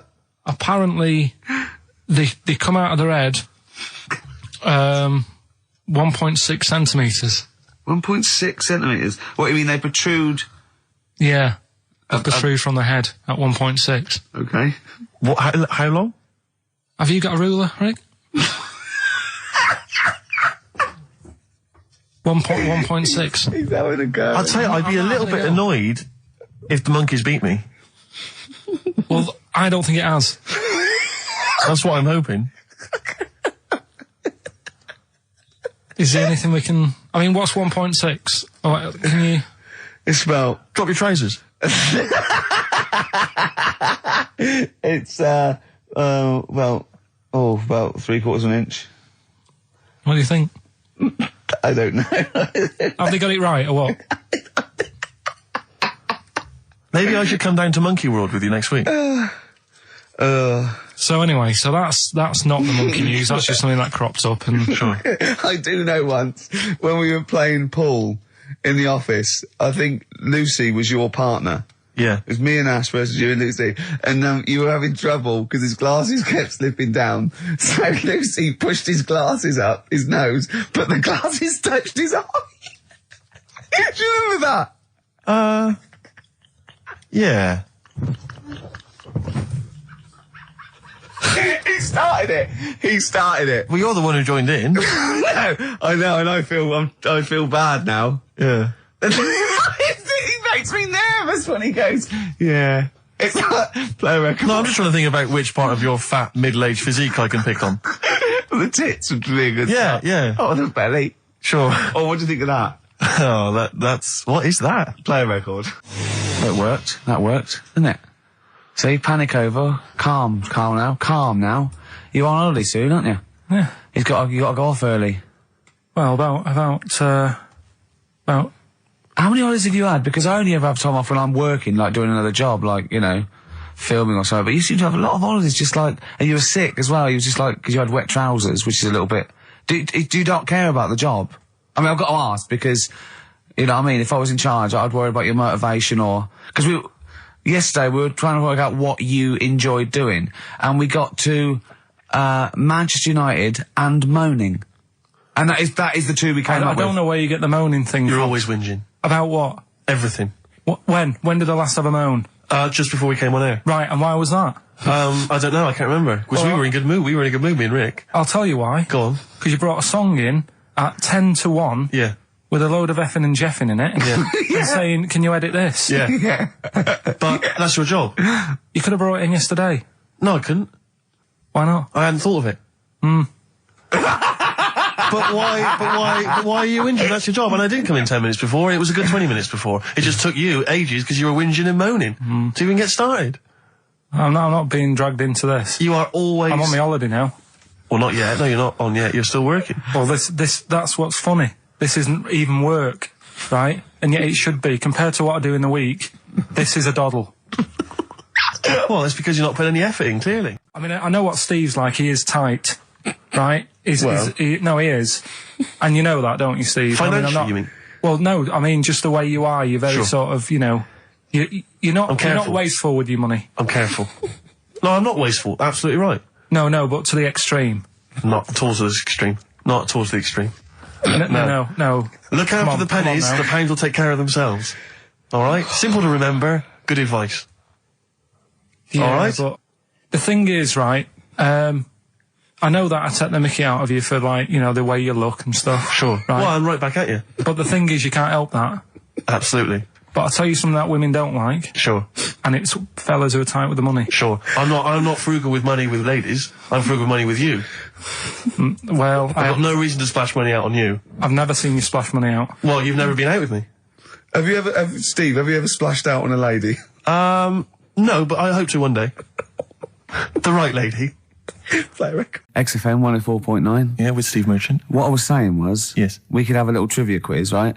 This is how it works. Their phone in, yeah, right, and they'll pitch a question to us two, right? We won't know it. They'll tell Karl, and Karl write down the answer, yeah, or on his email, right? And then it might be something like, who was the first woman MP? And write down the answer, and they go, okay, Steve Ricky was the first MP. We'll write it down. You know, I mean, you'll write down something like the Queen. Yeah. And I'll write down Britney Spears. Yeah. And they go, well, Ricky says Britney Spears. And the answer is, did you see? Yes. And then whoever's... So they phone in, or can they email as well? They can email as well, Steve. Right. Okay, so let me just try and clarify this, because I didn't really follow that, and I know what the competition is. Right. People listening... phone in or email in with a question, a trivia question. It can be about anything. I don't do game shows. But one which we may be able to get, right? They phone in with that, or they email it in. But only Karl knows the answer. He asks us here in the studio the question. Ricky and I write it down independently. We hand it to Karl. We see who's got the right answer. It's like 15-1, but 2-1. And the great thing is that the best question that we'll vote on at the very end of the show can win these 3 CDs. We've got Feeder, Echo Park, The Essential Bob Dylan. That's a 2 CD set, Rick. Maybe keep the questions highbrow to show our intellect, not things like pop and trivia. And good idea. And we've also got this big compilation, Reloaded 3. That's also a 2 CD compilation. We'll start phoning and emailing now. Phoning, emailing go with berserk. Your trivia Absolutely questions go berserk. For Gervais. I'm best at science. Well, don't start giving hints. That's not fair, because I'll say I'm best at films if they want me to. Yeah, but I've already said don't do trivia and entertainment and that. Well, they should do. They should do trivia and entertainment. Music and films is what they should do. No, they shouldn't. Or old TV. That's the cliche of XFM listeners, and I know they're more intelligent than that. They're not, Rick. They're stupid people. They're stupid people, and they only know about a few things. Garbage, Cherry Lips on XFM 104.9. Well, either they really want those CDs, or they want to embarrass us. Because the phone lines are going mad. And they are going mad. We didn't even give out the phone number or the email, Rick. Shall I just give it out now? Well, obviously I need to. Well, I ought to anyway, for those that didn't hear it but didn't know it already. Of it. 08700 800 1234. Sorry, that's not 08700 08700, because I started again because I sort of fluffed slightly. Yeah, go on. 08700 800 1234. And when he says he fluffed slightly, that's not how he got into television. Exactly. Ricky.gervais@xfm.co.uk if you want to email the question, and only Karl can see the screen, so there's no cheating. Probably people don't know what fluffing is, do they? No, I don't think so, Rick. Karl, have you had a question? What, already? Are we doing it now? Should we do it now? I think we should just drip them in throughout the course of the show. Yeah, you could one dripping them in. Go on. Ask us a question. I thought this was a good one. It's from Clive. Go on in. Clive? We've got a listener called Clive. Wow. That's all right. Who was the first James Bond? Oh, it's this film one. I know No, but wait a minute. I know this ambiguity because we've talked about it. We've talked about this ambiguity before. You see, he might be deliberately embarrassing us because the old myth is that someone played it on radio that we all know and love. Yeah. Now, he should have specified, did he mean the film James Bond, the first film James Bond? Can I just say, we won't count this one, because the definitive one, I've talked to Glyn about it as well, it's Dr. No was the first one of the team that we... Sean Connery. So Sean Connery's the first screen James Bond. So we agree on that, even if we're both wrong. What did he say it is? I bet he said it was Bob Holness who played him on radio in like the 1950s. He didn't say the radio bit, but he said Bob Holness. From Blockbusters. Yeah. And I was drawing a little Blockbuster thing. That's really spooky. That's weird, isn't it? But the thing about that is I'm worried if it might be a myth. It may be I don't think it is. It's that we can't... 1 point to me, then. No. Yes. No. Well, you did. Did you know it? Did you know it? Did Yeah, you we talked about it. No rubbish. Yeah, but who? Well, if we talked about it, did I say it to you? No, we agreed that it was Sean Connery because it just like we didn't count Casino Royale because you said it wasn't by the same team. And Yeah, but that wouldn't have been the first James Bond anyway because that came later in the series. No, Rick. No, No. there's no Don't play way. the music. There's no way. That's clearly a point. You didn't know it was Bob Holness. He meant it was Bob Holness. I knew the answer, wasn't it? Well, fun-loving criminals, Scooby snacks. Anyway, it doesn't matter because we both agreed once in a pub that the right answer is Sean Connery. Yeah, but wait a minute, and we both Rick, knew the that. point's not that. The man phoned in with a question and the answer the man was after was Bob Holness. Oh, okay. And that's the answer I'll tell you gave. what, the answer I was after was me. But that's nonsense, Rick. He's the question master, the man who phoned in. That's ludicrous. You to face the facts. You can't say what number am I thinking of. It's got to be the real answer. No, but I knew the answer he was after. So brilliant. Yes, because that's, even if he's got it wrong, it's such common parlance now that Bob Holness was the first James Bond that I knew the answer. Face the facts. Right, give us another question, Karl. Jeez. Give us another question. God, he's a bad loser, isn't he? I had a good one here, but You've forgotten it? Or I sort of scribbled it down. this is brilliant, isn't it? Hang on a minute. We can edit this out, can't we? It's not live, is this? It's only a piler. It's gonna this is going to look great when it comes out. Go on. Which food? Yeah. Karl, you know making up the question. No, it's just that I sort of took down the important bits. But this is amazing. This is amazing radio. Go on. Which food kind of doesn't make you fat? Jeez. What kind of a question is that? Oh, this is No, it is proper. I love it. Imagine this on the Weakest Link. What kind of food doesn't sort of make you... I mean, it doesn't make you fat. Okay, do you want Basically, no sort of calories in it. Celery. Water. Well, I mean, what do you mean? Do you mean a vegetable? No, do you mean you're right. Apparently, it uses up more use calories to eating bite it than... Yeah, but wait a minute, Rick. One all. No, it's not one all because you're supposed to write it down. You didn't know. But you didn't. What do you mean I didn't know? You're supposed to write it down. That's the whole point. We're writing things You down. said water. You said water. But that's because I thought we weren't taking the question seriously because you didn't know what he's talking about. One all. We got to set the rules. This is Bit too much like Portishead for my liking. Was it? Yeah. I quite enjoyed it. Beat a band. Well, that's because Portishead are from your neck of the woods, isn't it? Was it? Portishead, I think you'll find. Yeah, I embarrassed myself. Right, well, another question, quick. Is this question a real question with a definitive answer? Or is it like, what is my most comfortable chair? I don't know why people aren't going to maybe like Trivia Pursuit or something, just getting a question off that and then... Because they're a little bit more discerning than that, Steve. Have you heard the questions? They don't know what they're talking about. This is stuff they've overheard in pubs. Go on, ask it, Karl. I look at the Karl takes down and goes, what's that? I know. What am I meant to write? Go on then, ask this one. Right. What sort? No. The Pope. Yeah. What semi-precious... Sorry, Anne, Mrs. Robinson, we're going to have to let you go. Yeah. Go on. You are the weakest link, Karl. Goodbye. Yeah, go on. The Pope. Yeah, the Pope. Yeah, we've got the Pope. Yeah, that's not strictly a question. He wears a... He wears a dustman's hat. He wears gold-blimey trousers. Yeah. Does he live in a council flat? Yeah, he lives in a council flat. He wears a semi-precious stone. What's the stone? The Pope wears a semi-precious stone. What is the stone? You mean, what is it called? Yeah. What is it called? What, has it got like a kind of papal name? I think it's like, is it a 18-carat one? So we got to try and get the carrot yeah, of the Pope's big diamond. He calls it Dennis. He calls it Dennis the Stone. Do they want the type of gem it is, like, or is there some kind of papal name for it? Or do they want it like the Rosetta Stone, or I don't know. I can't play a record. Play 2 record. Let's not. Where's your head at? Basement Jacks. Right. Okay. Let's get this. Have we knocked this on the head? Then it's just not happening. Oh, here he is. Look. Here he is. Come in. Hey, look, How have you? Oh, God. I don't believe that. Oh, that's pathetic. I do not believe that. That's absolutely pathetic. Now, they won't believe this, will they? No. Right, No. if I say that Jonathan Ross just got his massive member out, and he is a big lad, come and sit down. I've got your tickets, Mr. Gervais. Thank you. What's going on here then? I mean, why are you dropping off tickets? Well, because, in the spirit of the Comedy Awards, we like to have the rising young stars of the British Comedy Awards. That's right, and that's me. Well, we couldn't find any this year, so we've asked Ricky whether he would sit in the rising young star seat, and I wanted to deliver the tickets personally, so there's no excuses if he doesn't turn up later. Yeah. I always suspected that you were sort of pretty well endowed. Yeah. And now we've seen. You know, it's on webcam. That was just one of my cocks. That's the one you're wearing today. That, didn't we? We got in don't trouble say saying that. No, we were. This is meant to be the happening young station. What's going on? No, you can't say stuff like that. You can't. Just careful what you say. Look after Judy and Clary. 10 years in the wilderness, and he comes back in a person life. 10 years in the That can wilderness. happen to you. That's Jesus you're thinking of, isn't it? Just because you're on everything at the moment. I walked in here and I came in there and I thought this is the young happening place. And what do I see in here? 3 old men sitting. What are you talking about? I'm only 28, 27. You all look, you're wrecked. You all look wrecked. Well, that's because we're always partying. I was looking for some youngsters. Where's the youngsters? I wanted to see some tight leather pants. I wanted to see some foxy chicks hanging on you every word. What is it? It's a bunch of old blokes and a bloke up there washing up in a sink. But look at him. He even dresses for radio. Look This at is him. ludicrous. It's amazing. It's like, you're I love the one fact step you away. were on the phone to Gervais last night, weren't you? Asking his advice on clothes. Look at him. He's going for the man down the DSS. I like that look. That's a nice look. Have you got a single pair of trousers that aren't elasticated at the waist?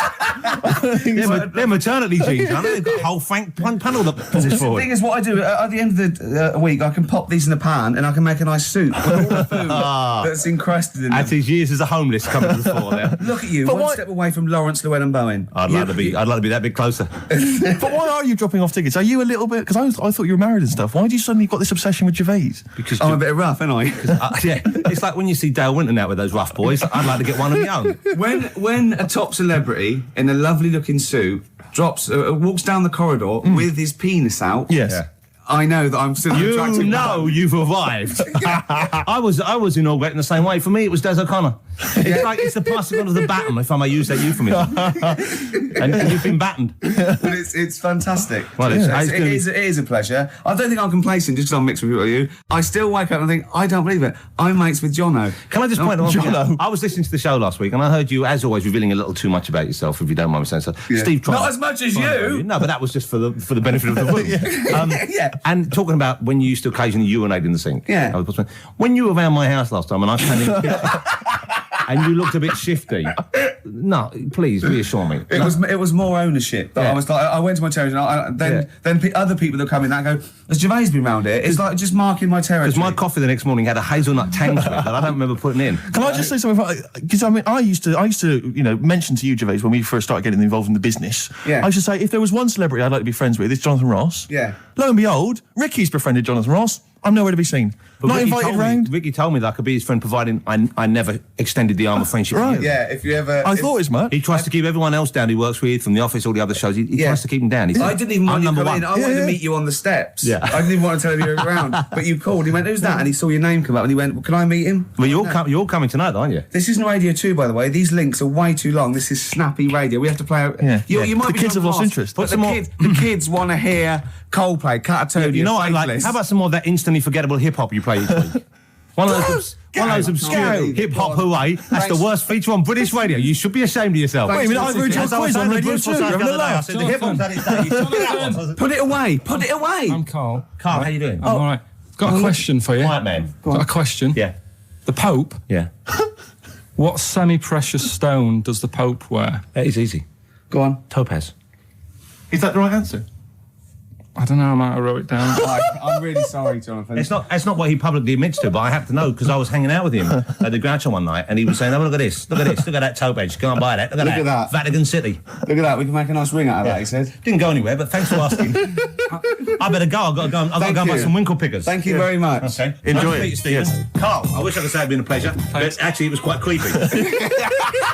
See you later. Yeah. It's annoying, actually, that Karl never went to the email because the questions have been sent in there. Are they Good good? questions, and they've all been sort of neatly spat out with the correct answer. For instance, I might have asked you this if I was the quizmaster, Go on. Rick. How many noses do slugs have? Oh, I Which think is an it's interesting 4. It is 4. Yeah. Point to you there. Let me just see if I can find another one. Who, according to the current issue of Viz, is a cycloptic pop temptress? Oh, don't know. Is it a pun on her having one eye and sounding like... Cycloptic is the clue. There's Yeah. only one pop temptress.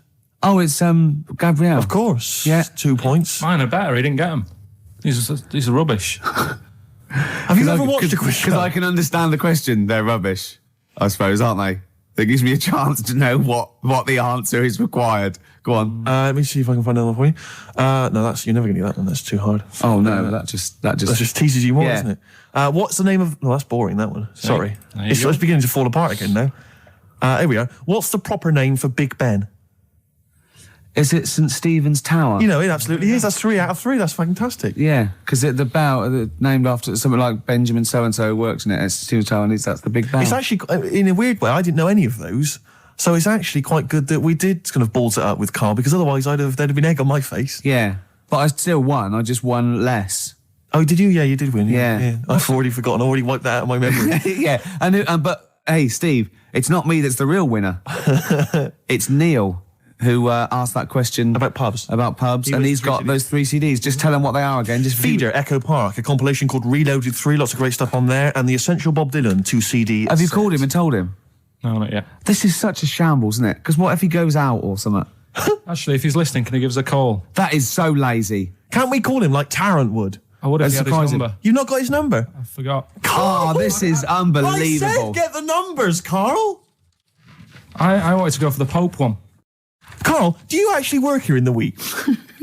Or, like, did you just, you know, like in a film when they knock someone on the head, put on the spacesuit and go to the moon? Is it like Secret of My Success and Michael J. Fox? You actually work in the post room, but Saturdays there's no one around that recognises you. So you pretend that you're a producer? Yeah. Because you don't seem to know any of the rules. Because I reckon that name's made up. When did I say a producer? When did I say I was? Karl Pilkington is a name that you'd come up with on the spot. No, he doesn't work. No, he's not a producer. He says he works in sound. He works That's what he in says. sound. Yeah. Well, I'll tell you what. Work with this. This is my song for the lovers. It's a beautiful track. I've played it before. I'll play it again. It's one of my favourite tracks of all time. It's Bob Dylan. If You See Her, Say Hello. Here's a little bit of trivia for her. This is the last song I ever played on the old XFM before they came in and said, "Okay, you can go now." That's incredible. Isn't it? Bringing tears to my eyes. Lovely. Well, the greatest singer-songwriter of all time. Beautiful. With one of his best songs there. Absolutely. Bob Dylan, If You See Her, Say Hello. She might be in Tangiers. I mean, he's having a go. If you're going to go to Tangiers on the off chance to try and find her, I wouldn't bother. Yeah. You know. But I mean, you know, he's certainly if you're going to be there, then he's have a look desperate. for it. He's desperate. He's going, well, she might be in Tangiers. Have you checked upstairs? She's definitely not upstairs. Just have a look. Well, anyway, that was Song for the Lovers. But because I'm so excited about having such great prizes to give away for the first time, some albums that Karl found, we've got the lucky winner on the line. Hi, Neil, are you there? Yeah, I'm here, Ricky. Hi, you're a winner with XFM. Fantastic. Yeah. Do you like Feeder? They're a good group, aren't they? Feeder, well, yeah, the kids seem to like him. They do. The kids like them. And then Bob Dylan, he's a great, lovely bloke with a guitar, isn't he? You're working hard, aren't you? I'm fed up with this, mate. Really. Honestly, I just don't know what else to do. I come in every week. I try and zoom. Yeah. You have to write a new series of The Office. That's what you have to do. I'm trying, but I've got voiceover work now, so there's more money in that. You know. You're everywhere. Yeah. Willie's adverts. Yeah. Ooh, sorry, I shouldn't mention that shit on the radio. No, it's all right. So, Neil, Steve Merchant here. Will you be looking forward to receiving these albums? You've got Feeder, Echo Park, Bob Dylan album, the best of, and a compilation. You looking forward to them? Oh, absolutely. You know, I mean, it's going to really lift my Christmas haul. I'm not going to get to go home this year, so that's going to make up for it, I'm sure. Neil, what of those 3? Which one will you be putting on first? I think Feeder, Echo Park, because the kids seem to like it. Okay. Excellent. Thanks very much. What will you be doing for the rest of the weekend? Are you going to be chilling out? I'm chilling, man. I'm freezing. I'm playing golf right now. That's madness. It's very cold out here. What's your handicap? What's my handicap? My short game's terrible. But right, yeah. You're going to be watching the National Comedy Awards this evening. I hear that The Office is nominated. You guys are the shoe-in. Sorry? You're a shoe-in. It's yours. Thank you. I don't know what a shoe-in is, but I'd like to go to one. I think it means like foot in the door. Lovely. Yeah, not foot in the door. It's like it's yours. Your name's already on it. Oh, really? Wow. I would think so, yeah. Well, why would Ross stop around?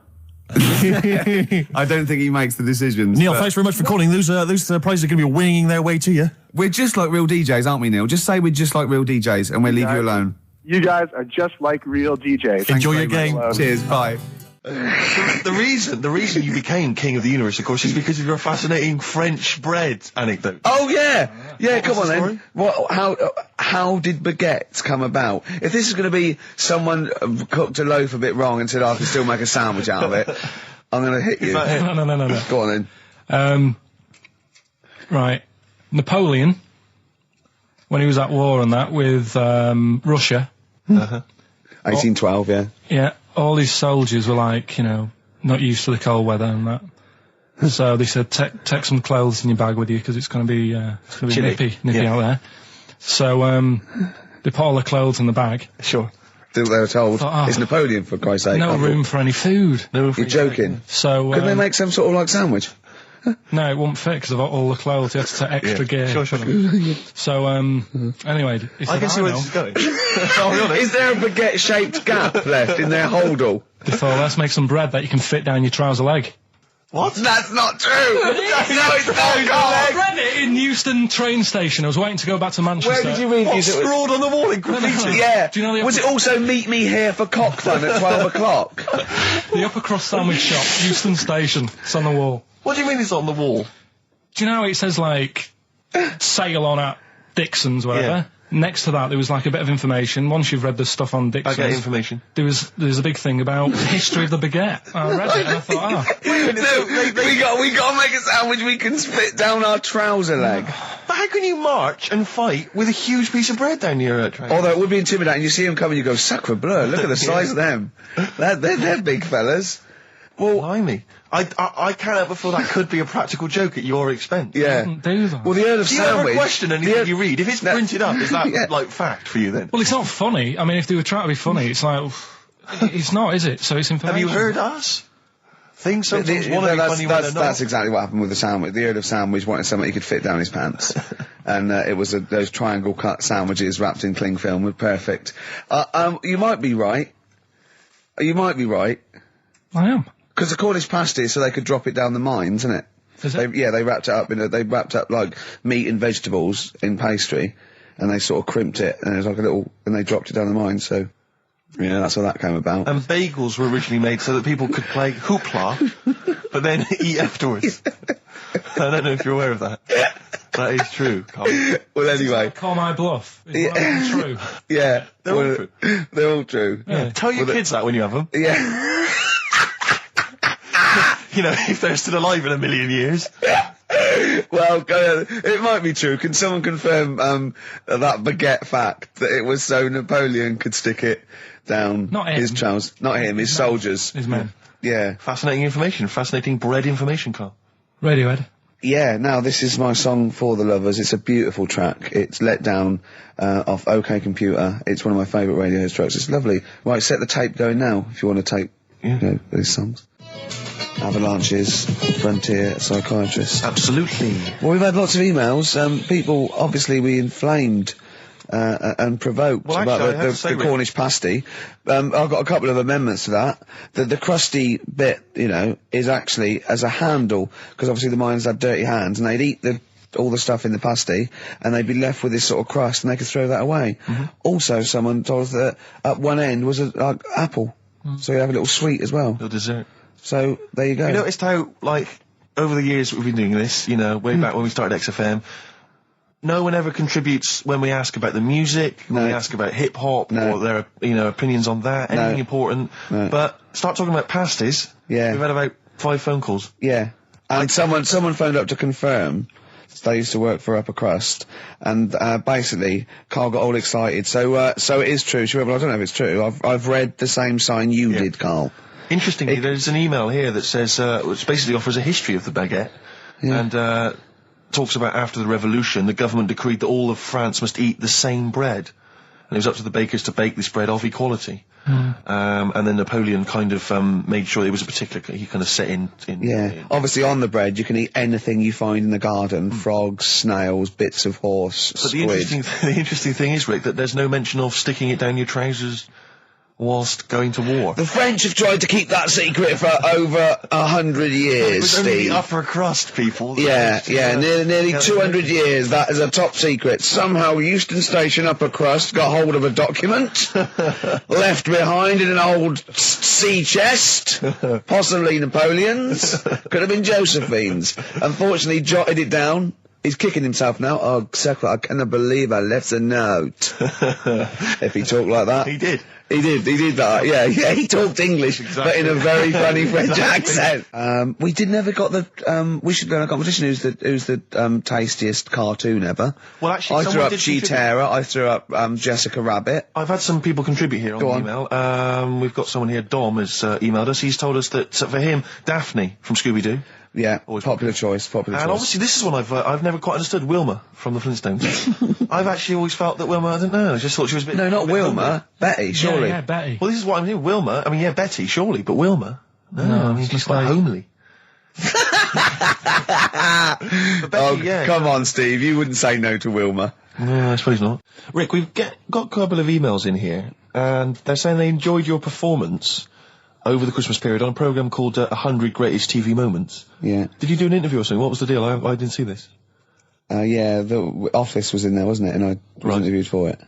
But what are they talking about with they enjoyed your performance? Come on, tell me what do you? No, I don't. It's the thing that I did on Razzmatazz. Oh, is this where they found a clip or something? Yeah. No, I was in a band, and we had one single out or something, and I did one TV appearance when I was about, oh God, and they showed a bit of it, about 7 seconds, me on Razzmatazz. Oh God. Razzmatazz, for those that don't remember, was like a kind of, I suppose, what was it, like a kind of CD UK of its time? Yeah, exactly, yeah. And, oh God.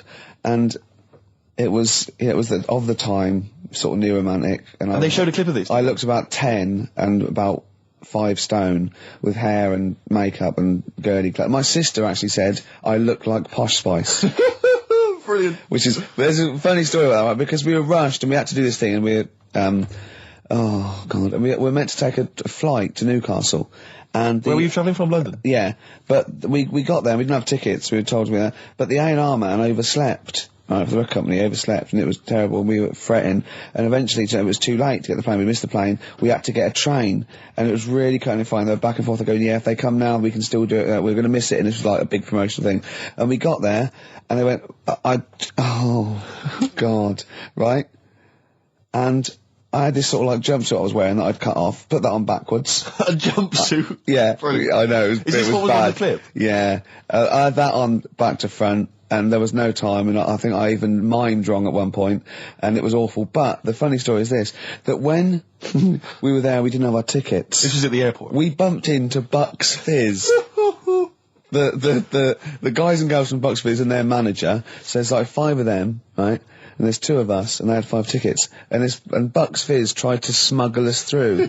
And so they went through the things, right, and they went, tickets please, and he just waved 5 tickets that he had, like that, goes, this is us, right, and they went, well, can I have a look at them? And they went, there's only 5 here, and they just looked at us and went, sorry lads, we tried. We were nearly smuggled through. By Bobby. Karl. They couldn't even with their powers, they were the height of their powers. That was like make-believe time. They'd already done making your mind up. I thought if anyone can get us through customs check, it was the Fizz. But even the Fizz what I like could not get that us reassures me, I have to say, about kind of airplane travel. You know, in these kind of troubled times, it's nice to know that even someone like Bucks Fizz couldn't get, smuggle someone through. That's good, because even, the top security man went, hold on, there's 5 in the Fizz, there's 5 tickets, those 2 lads are not going through. Exactly. Yeah, that makes you more secure about air travel now. Well, it's lovely if I'm in America, and I see 5-star, trying to get through customs. With 2 other lads. Exactly, I think, wait a minute, what's going on there? Yeah. Wait a minute, security guy stopped him, it's fine. It's fine, yeah. There's only 5 in 5-star. Oh. It's lovely to know that. Yeah. I love the fact, and did you know the Fizz previous? Was this your first run-in with the Fizz? No, they were doing the Taz, same as us. They were doing the old Raz, same as us. Did you recognise the Fizz and go, oh my God, that's the Fizz, let's try and sneak in with them, or did they recognise you? How did it work? They wouldn't have recognised us. Exactly, that's what I'm thinking. I love the audacity of going up to Bucks Fizz and saying, try and smuggle us in. Can you try and break aviation law for us? Now, it's time to make your mind up. We're going to the land of make-believe. I did that and they laughed. They went, brilliant. Yeah. We'll get you through, lads. Yeah. Just stay tight. I was actually on top of Bobby's shoulders in a long coat. Lovely. Yeah, but Bill... Well, seriously though, I don't understand what their plan was. Like, they would have gone, through. It's the Fizz, land through. Yeah. Don't bother checking the... It's like, wasn't even as we couldn't even get to Newcastle. Do you think it was wearing your jumpsuit backwards that sort of gave it away? Well, no, but see, I didn't have it on then. I was just in civvies. I just had jeans and a t-shirt then. I didn't even have my hair gelled. I was just like cash. I saw it. I thought it looked all right. Did you? Did you? Well, I mean, for Then you. In a tight jumpsuit. Yeah. Cheekbones. Brilliant. Yeah. I had some cheekbones. Yeah. That was. If anyone else saw it, or maybe they taped it and they've got a clip, because I'd love to see it. I missed it. Well, I'll get you one. If you have it, put it. I'll tell you what. Why not create a website? And put that clip on there on a constant loop, and then send the address in, and I'll give it out, and people can check it out for themselves. Yeah, brilliant. Is that okay? Yeah. Cool. I'll have to lose weight now. Yeah. Hives there on XFM 104.9. Right, we've got a competition question. Steve's come up with it at the last minute. This is just to check if you are a regular listener of the show. Yeah, we would like to reward loyalty. Exactly, absolutely. So, last week on the show, Ricky described a story that happened to him back in the 80s when he was making his TV appearance on Razzmatazz with his band, and he had to fly out, was it to Newcastle? Yeah. And he tried to get on a plane, and a pop act of the 80s tried to help Ricky sneak aboard an aeroplane. But failed. But they failed to do it. At the height of their powers. And they were at the height of their powers. What was the name of that outfit? Should we put them on the line?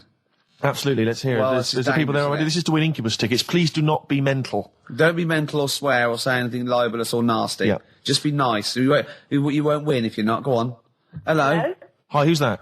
Oh, I've got my headphones on, haven't I? Put your headphones on, Rick. I'll just keep her talking. Oh, no. Hey, how's it going? Hello? Okay, hello. Hi. there. What's your name? Lindsay. Lindsay. Where are you calling from? Clapham Junction. And do you know the answer? I do. Okay. Bucks Fizz? It was indeed Bucks Fizz. It was the Fizz. It was indeed the Fizz. Well Do done. you like Incubus? Yeah. Right. Right. Oh, yeah, you see, if I was interrogating you, I'd go, you hesitated. Yeah. There's so many people phoning up who are desperate for these Incubus tickets. Please don't make They us are give them to rightfully, you. no, to be fair, they're rightfully yours. Right, you, I tell you what, I'll have a T-shirt if you give them the tickets. Okay, is that just any old T-shirt or? No. can we send her a T-shirt? Carl's nodding. You think we can send you a T-shirt? Right, we'll get you a T-shirt. How are you going to do that then, Carl? Because you've got to take her name and everything now. You keep talking a minute. Yeah. This is pathetic. This is wouldn't amazing, happen isn't it? with Dr. Fox. He'd have it all Foxy planned. wouldn't do this. Can I say as well, there's a bank, there's a train station with one vowel. Yeah, but there's loads, aren't there? He hasn't thought it through. Bo as well. There's many. Listen, Carl, take a note of her number. It can't have been that. I can't remember it. What was it? I remember I tried it the last time I tried it. This is a shambles. And I couldn't work it out. Then there was wrong answers. I remember Aldwych came up. Maybe it's Aldwych. What's Carl doing there? Who's he talking to? I don't. He's talking to her, but what? Say again? Look, quick, let's think of something. Come on. Tell her, are you still on this line? No, he's picked up the phone now. So what am I doing? Shit, we're giving away. We're letting people behind the curtain. Let's keep up this veneer of professionalism. This is so rubbish. Come on, no, don't draw attention to it. Okay, all right. But let's just talk and make. Steve, what are you doing tonight? Looking forward to Pop Stars? I'm looking forward to a lot. Who do you want to win? I'm glad you've asked, Rick. I'd love to see Darius have a bit of success, but I don't think it's going to happen. I think it's probably going to be the stutterer. I think it is going to be Gareth. He has a name there, Steve. I think it's going to be Gareth. Yeah, apparently in the polls in the week he's getting twice. We're back, don't we? Okay. All right, Carl. So she's getting a T-shirt, is she? Lovely. Right. Who's that on the line? Next contestant. Hello. This is amazing. An error. I mean, we couldn't do this worse. Come on. Exactly. Hello. Hello. Hello. Who's Hi. that? It's Dan. Dan. Hello, Dan. Danny. So, right, do you want to go to Incubus? I'd love to, man. Okay. Hold on. This is pointless because he's just heard the last. He's heard the answer. Yeah, definitely Bucks Fizz. This is mad. We didn't think this through. No, but let's be honest. He wouldn't have been on the line if he didn't know the answer. Are you cheating, Dan? Dan, he said he's not cheating. This is fail-safe. That's fail-safe. This is our rigorous. I can't believe this. Dan, you're going to Incubus. Oh, cheers, man. Well That's done. blinding. Well done. Oh, Nice one. Thanks for cheers. listening.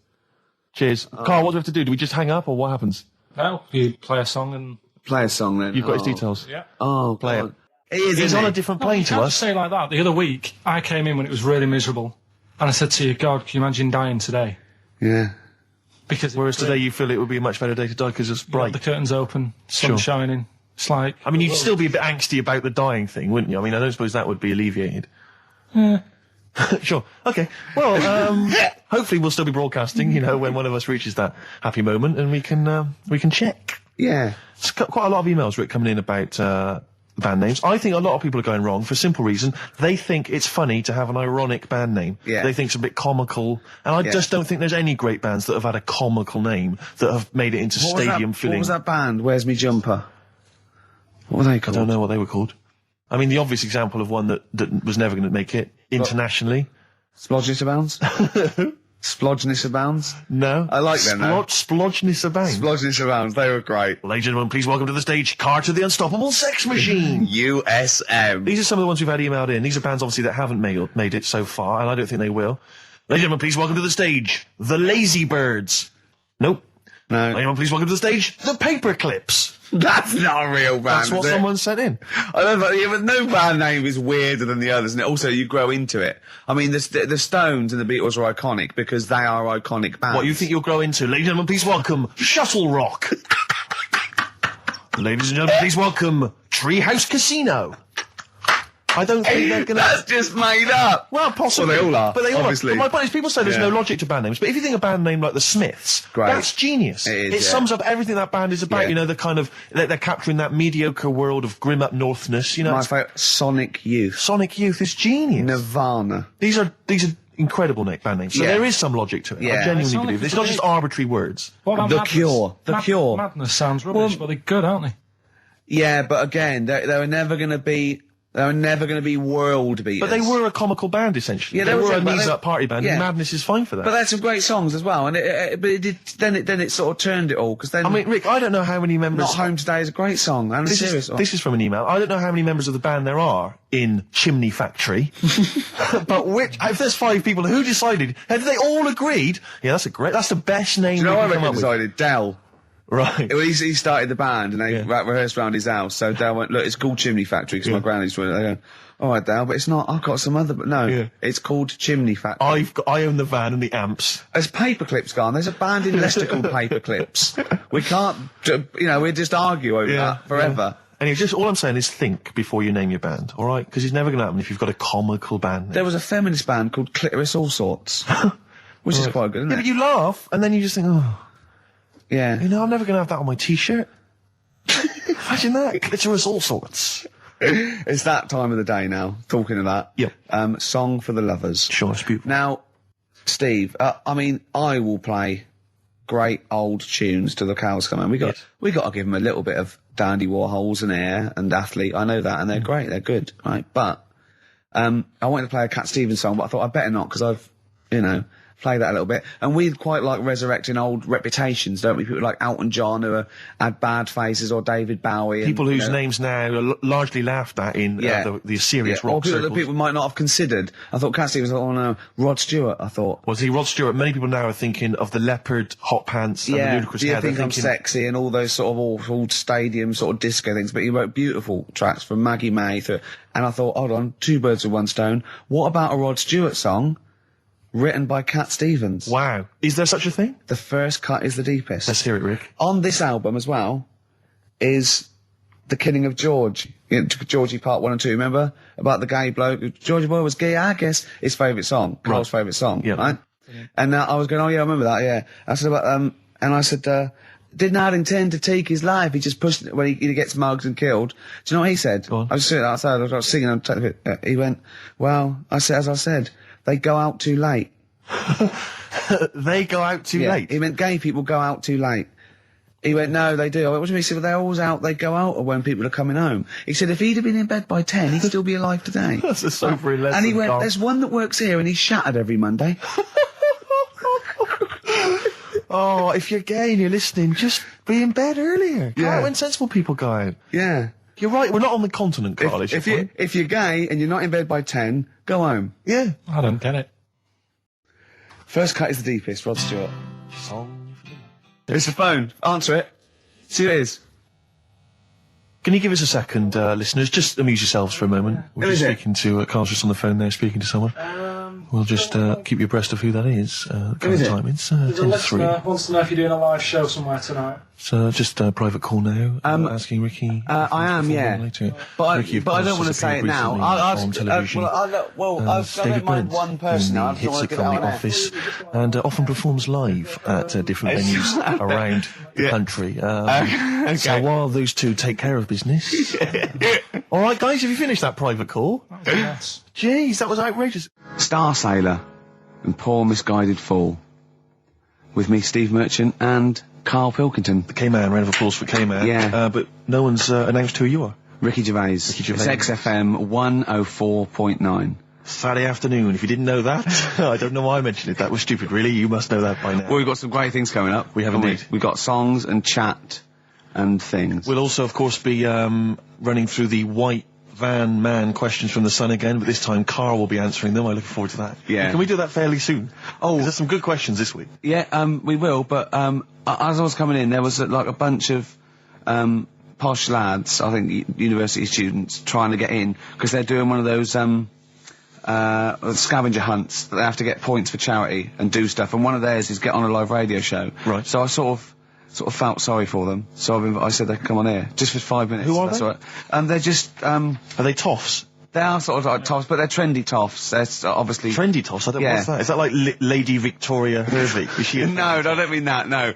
They're both sort of like that, Will of Pop Idol. Right. They're like him, sort of like trendy but posh. Okay. They seem nice enough, and they're doing it for a cancer charity, and they just get... They got, for what is it, like they got their sponsor to do various... Exactly, I challenges? don't know quite how it works, but they're gonna come on and, because we get, for coming on this live radio show, they get 17,000 points. Right, good. If I can put that in context, Yeah. if they were to say, to help deliver a baby, they only get 7,250 points. But it's much easier. It is. There's lots of women just Happily gonna let dropping a couple of sprogs posh all boys. over the place. You can't get on a live radio show these Exactly, days for love nor money. That's true enough. You know what I mean? Yeah. So When are they coming in? Carl said they're going to just... 1:30. I had a word with them. Okay, what did you make of them? They are posh, Really?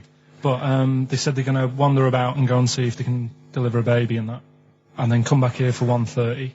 And I don't know if it. I hope they don't like leave a baby sort of half out. You know, if they've got it. You know, they're push. Sorry, we're gonna have to shoot off. We've got to go and see. We've got to play an instrument in a marching band for 8,500 points. Well, I did say be here definitely at 1:30 because I don't want you getting in the way of the white van questions. And the other thing is, right, they get 7,500 points for delivering a baby, but they get 9,000 points if they cut Peter Stringfellow's hair. Well, he's very precious about his hair. It's a more delicate operation, isn't Absolutely. it? There's more that can go wrong. That's true enough. Take an unconventional animal for a walk in a park. What is an Unconventional animal? I think that could be a dog that just doesn't play by the rules. Yeah, that's a dog that's into Slipknot. Yeah, that wheeze in a urinal. Yeah, exactly. Standing up. Exactly. Yeah, well, I'm looking forward Well, to yeah, that. I'm sure they're lovely guys. Good luck to them. Yeah, we'll see you later. Well, we're back, and there's a few more people here. Absolutely, well done. Yeah, yeah. Well observed. Yeah. Do you want to say hello? Hi guys. And what are you doing here?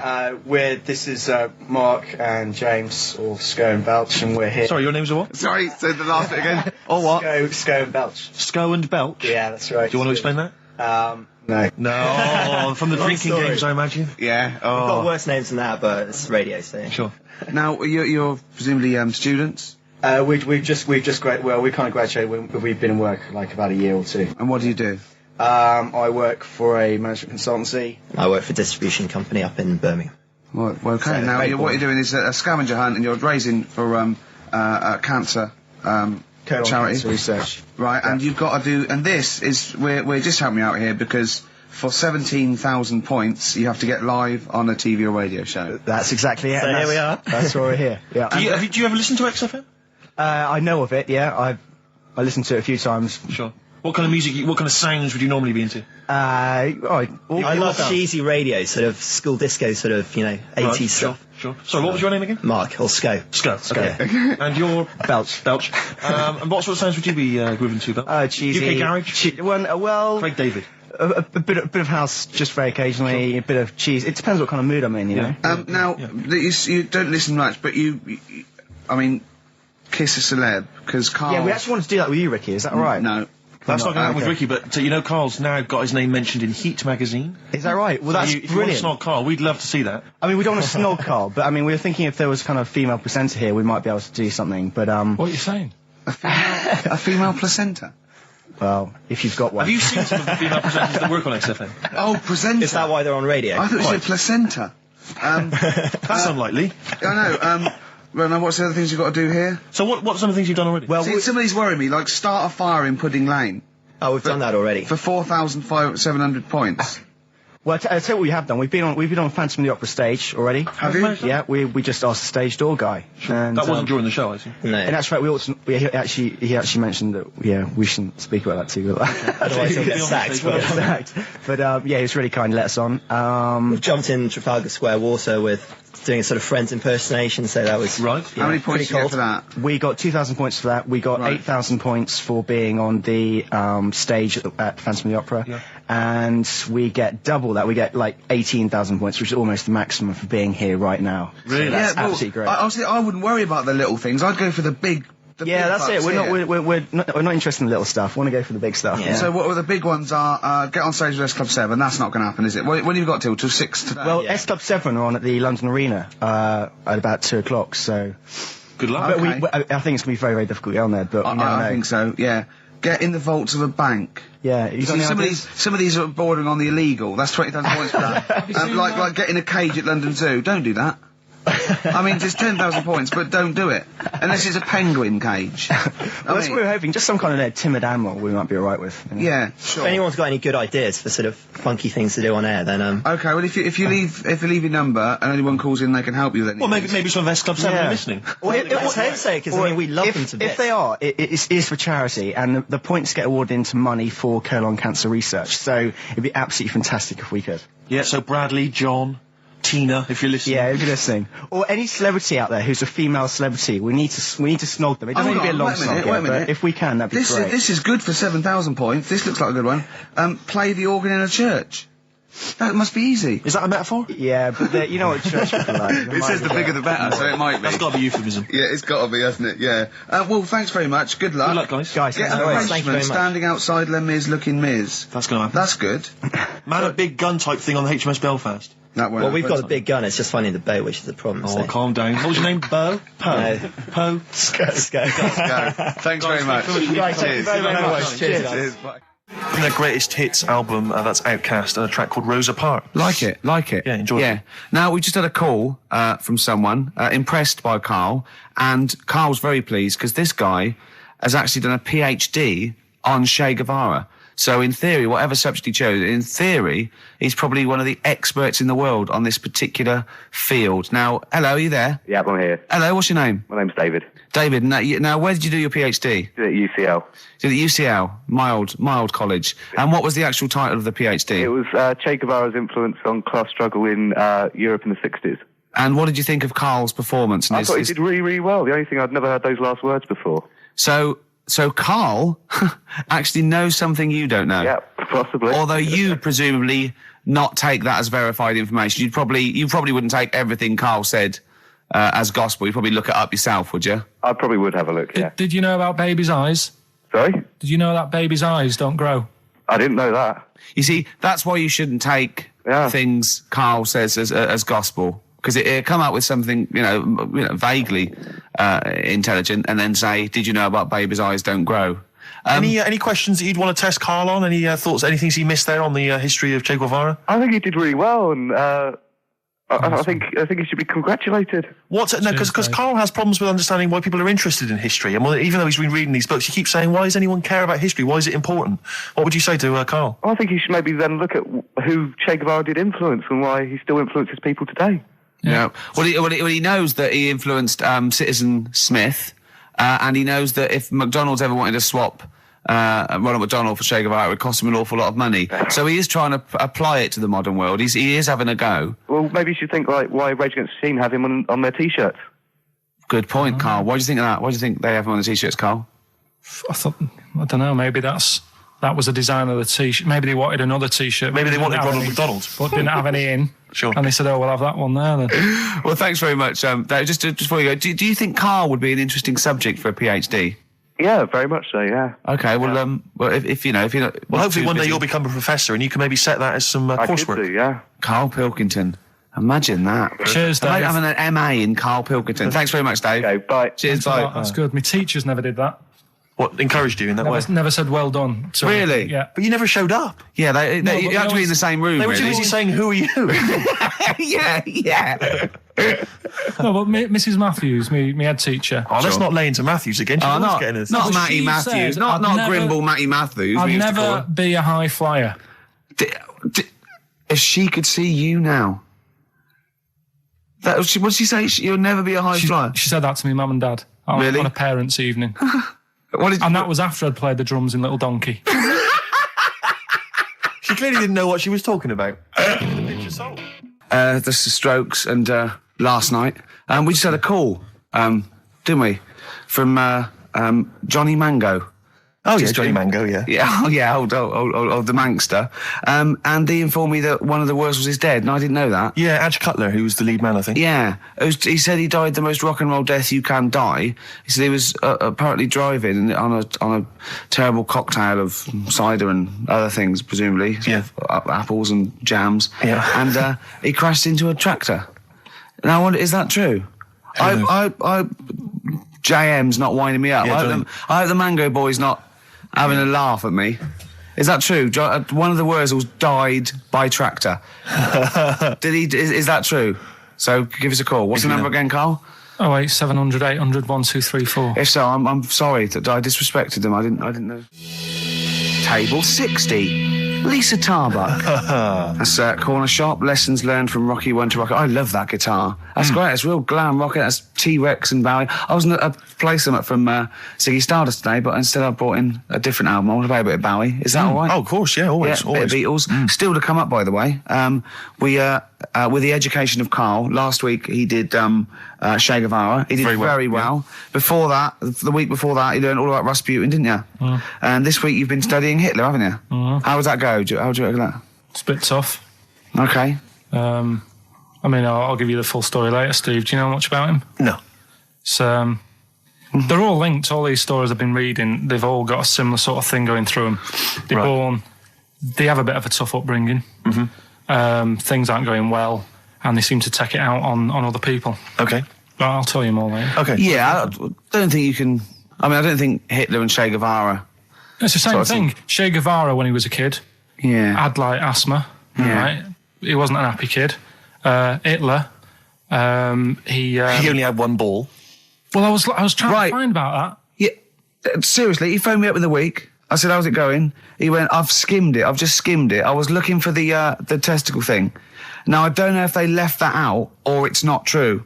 Right. He was trying to look up that Hitler has only got one ball. I think they only did it to wind him up. Because it's like, you might be taking over the world, but we're all saying you've only got one testicle. Sure.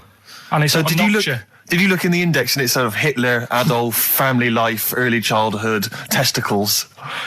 Testicles, absence of. Sort of skimmed through because one of mother brackets other. yeah. Albert Hall. Yeah. The only thing I could find was at one point in like when he was trying to run the place, there was a meeting going on, and somebody had put a bag in the meeting room and it blew up. Yeah, and I'm wondering whether it was under the table. Yeah, but. What, you're wondering if it blew a testicle? It was. The testicle was under the table. No, the bag blew off the ball. No, the ball sack was probably hanging below the protective top, and so that's where he could have lost. But why would he have only just lost the one? Because the way he was sitting, cross-legged or something. Sure. Okay. Well, I mean, again. Last week we had a Che Guevara expert who phoned up. Maybe they could. Maybe there's a Hitler expert this time who could maybe phone up and confirm the testicle theory. Yeah. What's the number again, Karl? 08700 800 1234. You need to have at least done a PhD or something. I don't think we should invite calls about Hitler. I think we're asking for trouble. No, I'm talking about someone who's done a study of him and who's done a PhD. Oh, okay. I'm not talking about any old nutter. And also, Karl's lottery numbers. He's a little bit more confident this week. Okay, good. He went there more like it. And I looked at him and I laughed. He went, no, even Suzanne said I'm on more on the right lines there. Is anyone who has done a degree in maths or A-level maths that can bear... Karl won't believe this, right? Karl thinks, I know I was partly doing it to confuse him, just see that look on his face like a cat, right? But there is the chances with random numbers, for example, the lottery, of getting 1, 2, 3, 4, 5, 6 are no greater than any other single combination. Right. Now, that's true. I don't mean you're more likely to get 1, 2, 3, 4, 5, 6 than any other combination put together, but than any other individual combination, they're all equal. It's counterintuitive, I know. I know you think that to get a run of 1 to 6 is less likely than anything else, but it's not. Any named combination... It's not, Karl. If there's a probability... Well, it's never happened. It's never happened. Yeah, but there's any number of combinations that have never happened. Every one of those combinations that have come up have happened, and they're just as likely or unlikely as any other combination, right? It's just that you feel intuitively, right, that 1, 2, 3, 4, 5, 6 is less likely than 1, 7, 12, 34, 60. You know what I mean? Well, I didn't win. Play a record. Okay. If you give a monkey childbirth pills, it works. That's. Well, we were talking about interesting things about sneezing, and I remembered an interesting fact about monkeys. So. Anyway, 2:30, brilliant. What did happen to that bloke who used to make the sound effects in Police Academy? I don't know. He was brilliant, wasn't he? Do you remember him? I don't remember. Was he called Hightower? Yeah, he was good. Yeah? If anyone knows, give us a call. God.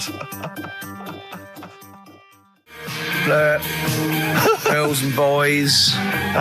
You've embarrassed yourself then, Gervais. What? Well, we've had a number of calls and emails pointing out that the Hindenburg disaster was not because the Zeppelin was filled with helium. Hydrogen. But filled with hydrogen. Right, okay. Well, I thought about that when he told me in the week. Yeah, but I assumed he must have got that off from the documentary. So it just went up. So that's probably why the voices didn't go. That was probably why it didn't feature in the documentary. Yeah. But it seems to me we should have thought of that. I mean, like, it's school fates and stuff where they're like filling little balloons with helium. Yeah. There'd be all kinds of horror stories if they were just, just blowing up, left, right and centre. I don't think you can just blow helium up like that, can you? What? Isn't that the point? What I'm saying is it can't be as potentially lethal as hydrogen, helium. Well, like, hydrogen isn't as bad as helium? No, helium's not as bad as hydrogen. I don't know what you're saying, because the Hindenburg was hydrogen. Yeah, and I'm saying, why did we think it was helium? That's crazy. You go to school fates and stuff with, like, little kids, and they're filling up little balloons with helium. They wouldn't have big canisters of helium, a charity event, or, a small kind of bring and buy sale if it was deadly. Yeah, but it's not as big. I mean, when you buy those balloons at a fair, it's not as big as that big But presumably balloon. it's still flammable, is it? But it wasn't the fact how dangerous the rare gas was, or it was the fact that it was made of this thing that caught fire and just went. There was nothing. A hole in it would have been as bad. It just burnt quickly and fell to the ground because the hydrogen or helium escaped. It wasn't. It was irrelevant that what the gas was, wasn't it? I thought it was that there was supposed to be some kind of explosion.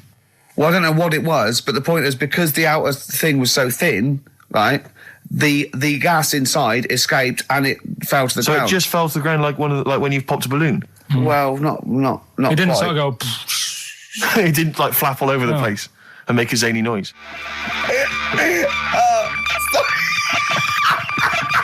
The heights. I just explained what I'm laughing at. Right? We just had a call from someone saying his company would sponsor Karl, right, to be raised by all these balloons if he could have a walk-on part in the office. And we immediately went, we're worried about that sort of thing. You can't really promise that artistic, And I was worried about the legality of it as well. How can you promise someone that for personal gain that's a private and all that sort of stuff, right?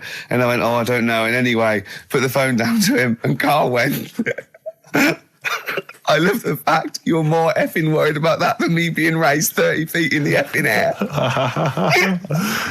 You started getting scared, did you? Are you worried about it? Well, you're quite excited about the idea of the challenge, aren't you? I like the idea, but I want, like... Why do you like the idea, Karl? Oh, what if it went all wrong and we're there going, the humanity of it? I think we need Karl to get... he's just... And the rope would pull out my trousers. Oh, no, it's definitely got to be Dr. Fox if that's going to happen. God. We've got to do this. So hang on, but let's just think about because wait a minute, we say this, but we'd have to get all kinds of health and safety people involved. No, we wouldn't. Of course we can't just start raising you in the air. No, you're allowed to do it on private land, aren't you? Look, what happened to the Hindenburg? No, but I was just saying there was lots of people died. Listen, look, all we do is we get someone, right? But what if he gets loose and he just floats off into the air? And he meets his magpie that he lost. He used to peck his grifter. Balloons. So I'm so excited about this. Listen, we've got to do this. No, but please. Shut up a minute. Let's just stop and think about it. It's 60,000 balloons. No, it's not. It's 6,000. But 6,000 balloons, that's a lot of balloons. No, it's not. No, it's not. Silly. For sponsorship, people pay for... no, listen, it's worth it. There must be a company out there that'll pay for this, just so we can film it. Hang on, is there not an easier way of just getting one big balloon? Then the challenge is there's no challenge then. No, it's got to have people coming up and hooking balloons. It'd be like Buckaroo. And the person who puts the balloon that actually raises him 10 feet wins a prize or something. So hang on. So what we've got each person with like 500 balloons. Yeah. That's mad. Can you imagine how many balloons that is? That's ludicrous. 6,000. Yeah. That's an awful lot of balloons. I don't know. There must be someone that could do this. Oh, look, people have walked on the moon, for Christ's sake. We can raise Karl Pilkington with some balloons. Yes, but they had a NASA budget. We've got XFM behind us. Yeah, but balloons. Yeah. Balloons are cheap. You can get about a pack of 25 for about 150. Right, fine. No, True. Yeah, the helium though, Karl. You can't just like attach yourself to a pack of balloons. No, but What, you think we blow them all up? with helium, Right. Oh. off you go. But then we can do something with the balloons, can't we? Like release them afterwards. Oh, we'll release them back into the wild. Brilliant. As a sign of peace. Fly, my pretties, fly, Listen, be free. I am so excited. I've not been so excited about, and when I thought that Robin Ince was going to stay in my cupboard for £1,000. Look, we've got to do this. 6,000 balloons. I don't think it's going to happen. That's an awful lot of balloons, and I just I don't see how we can tether them all to Karl. He's a small man. No, but because you have them at different lengths, don't you? Yeah, exactly. Karl knows. Can you think about the logistics of this? Oh, someone must know. There must be a company. There's a bloke willing to do it. I know he doesn't know the technology of it. He's willing to sort of stumble. And a company just has access to helium like that. No, we can do this. Come on, London. And someone's done Londoners. It was on the internet already, so someone obviously has done it. Yeah. So they didn't say, "Oh, we can't get hold of the balloons." No, they probably worked it out, didn't they? Karl, you're more excited about this than anything else. About your education, about your exam results. You're so excited. And we'll have a little rope. We're like flying a little kite, a little Karl. We're like, let's go, Karl. What will you wear? Like a one-piece jumpsuit? Yeah, it'd be lovely. With sponsorship all over it? Oh, it'd be great. You're like Jackie Stewart, and just as you go up your little face, oh my God, I'm not going to sleep until this is done. This is the most exciting thing ever. Only 10 feet. 10 feet, yeah. We need some kind of rope to sort of tether you to the ground. Yeah. We don't want you sort of flying off. This is going to be great. And he'll have a little crash helmet and everything, and little Dee boppers on the crash helmet, like he's a little flying ant. Definitely. We give him a little, oh my God, can we give you an outfit like little wings and everything? Can we paint your face with like children's paint? I'm not doing all that. Why? Oh, because that would be silly. Oh, please, Karl, do this. Do it. We'll do it for charity. We do it for charity, yeah? Right. Yeah? Oh, this is We'll do it gonna for be children in brilliant. need. Please, just phone in if you can help us. Lift Karl up 30 feet. Let's say 30 I think feet. it has to be a decent... Yeah, it has to be a decent height. Is there a world record? Because we want to break that if we're Yeah, I going want to break that. What is the world record for raising a man by balloons? Yeah. Okay, so listen, let's just finalise details here. We've got... I'm so excited. Email address, ricky.gervais@xfm.co.uk. Ricky.gervais@xfm.co.uk. What's the number? What's the number? The number, Karl? 08700 800 1234. Give it again. Lift Karl. 08700 800 1234. Sponsored by Heat Magazine And or something. maybe even if you've just got an idea about how we might be able to organise it, how we might be able to get it done, if you've got contacts, anything, just get in touch, give us some information. Oh, that'd be great. I'm going to play a Beatles track for the lovers. Oh, man. It's off the Help album, and it's You've Got to Hide Your Love Away. Oh, just think of his little face as he goes up. Well, XFM, we're nearly the end of the show. I'm Ricky Gervais with me, Steve Merchant. We've enjoyed your company. Karl, we're going to try and get Karl in the air. Anyone that can help us, take him up with helium balloons. Our friend Johnny Mango called again, and apparently the record's 11,000 feet. Karl is getting a little bit nervous. Yeah, the world record is 11,631 feet raised by hot air balloons. Yeah. How tall's Canary Wharf? It's 11,631 feet. Exactly. I don't know, Karl. Is it how much higher? It's a long way. More. I'm not doing that. Because I'm like 6 foot something. Yeah, think of that. Just look at Steve. All right. Yeah. But you can change your record. You could say, well, the sort of balloons are the one with Mickey Mouse on it or something. Yeah, could I just say something? That man did 11,000 feet, but he wasn't naked. All right? Come on, Karl. Your 30 feet will be the world record for naked ballooning. Yeah? Mm. Think about it. All right, it's for charity. Well, thank you for listening, everyone. We are going to raise Karl. And after Karl said, and just to think, my teacher said I'd never be a high flyer. So this is your chance, Karl, to shine, to fly. Steve. It'll be brilliant. This is a final song for the ladies. Belle and Sebastian, we've not heard them for a while. This is from, it's actually a B-side or a triple side or whatever you call it. Track 3 on a single called Jonathan David. This is the beautiful The Loneliness of the Middle Distance Runner. Goodbye.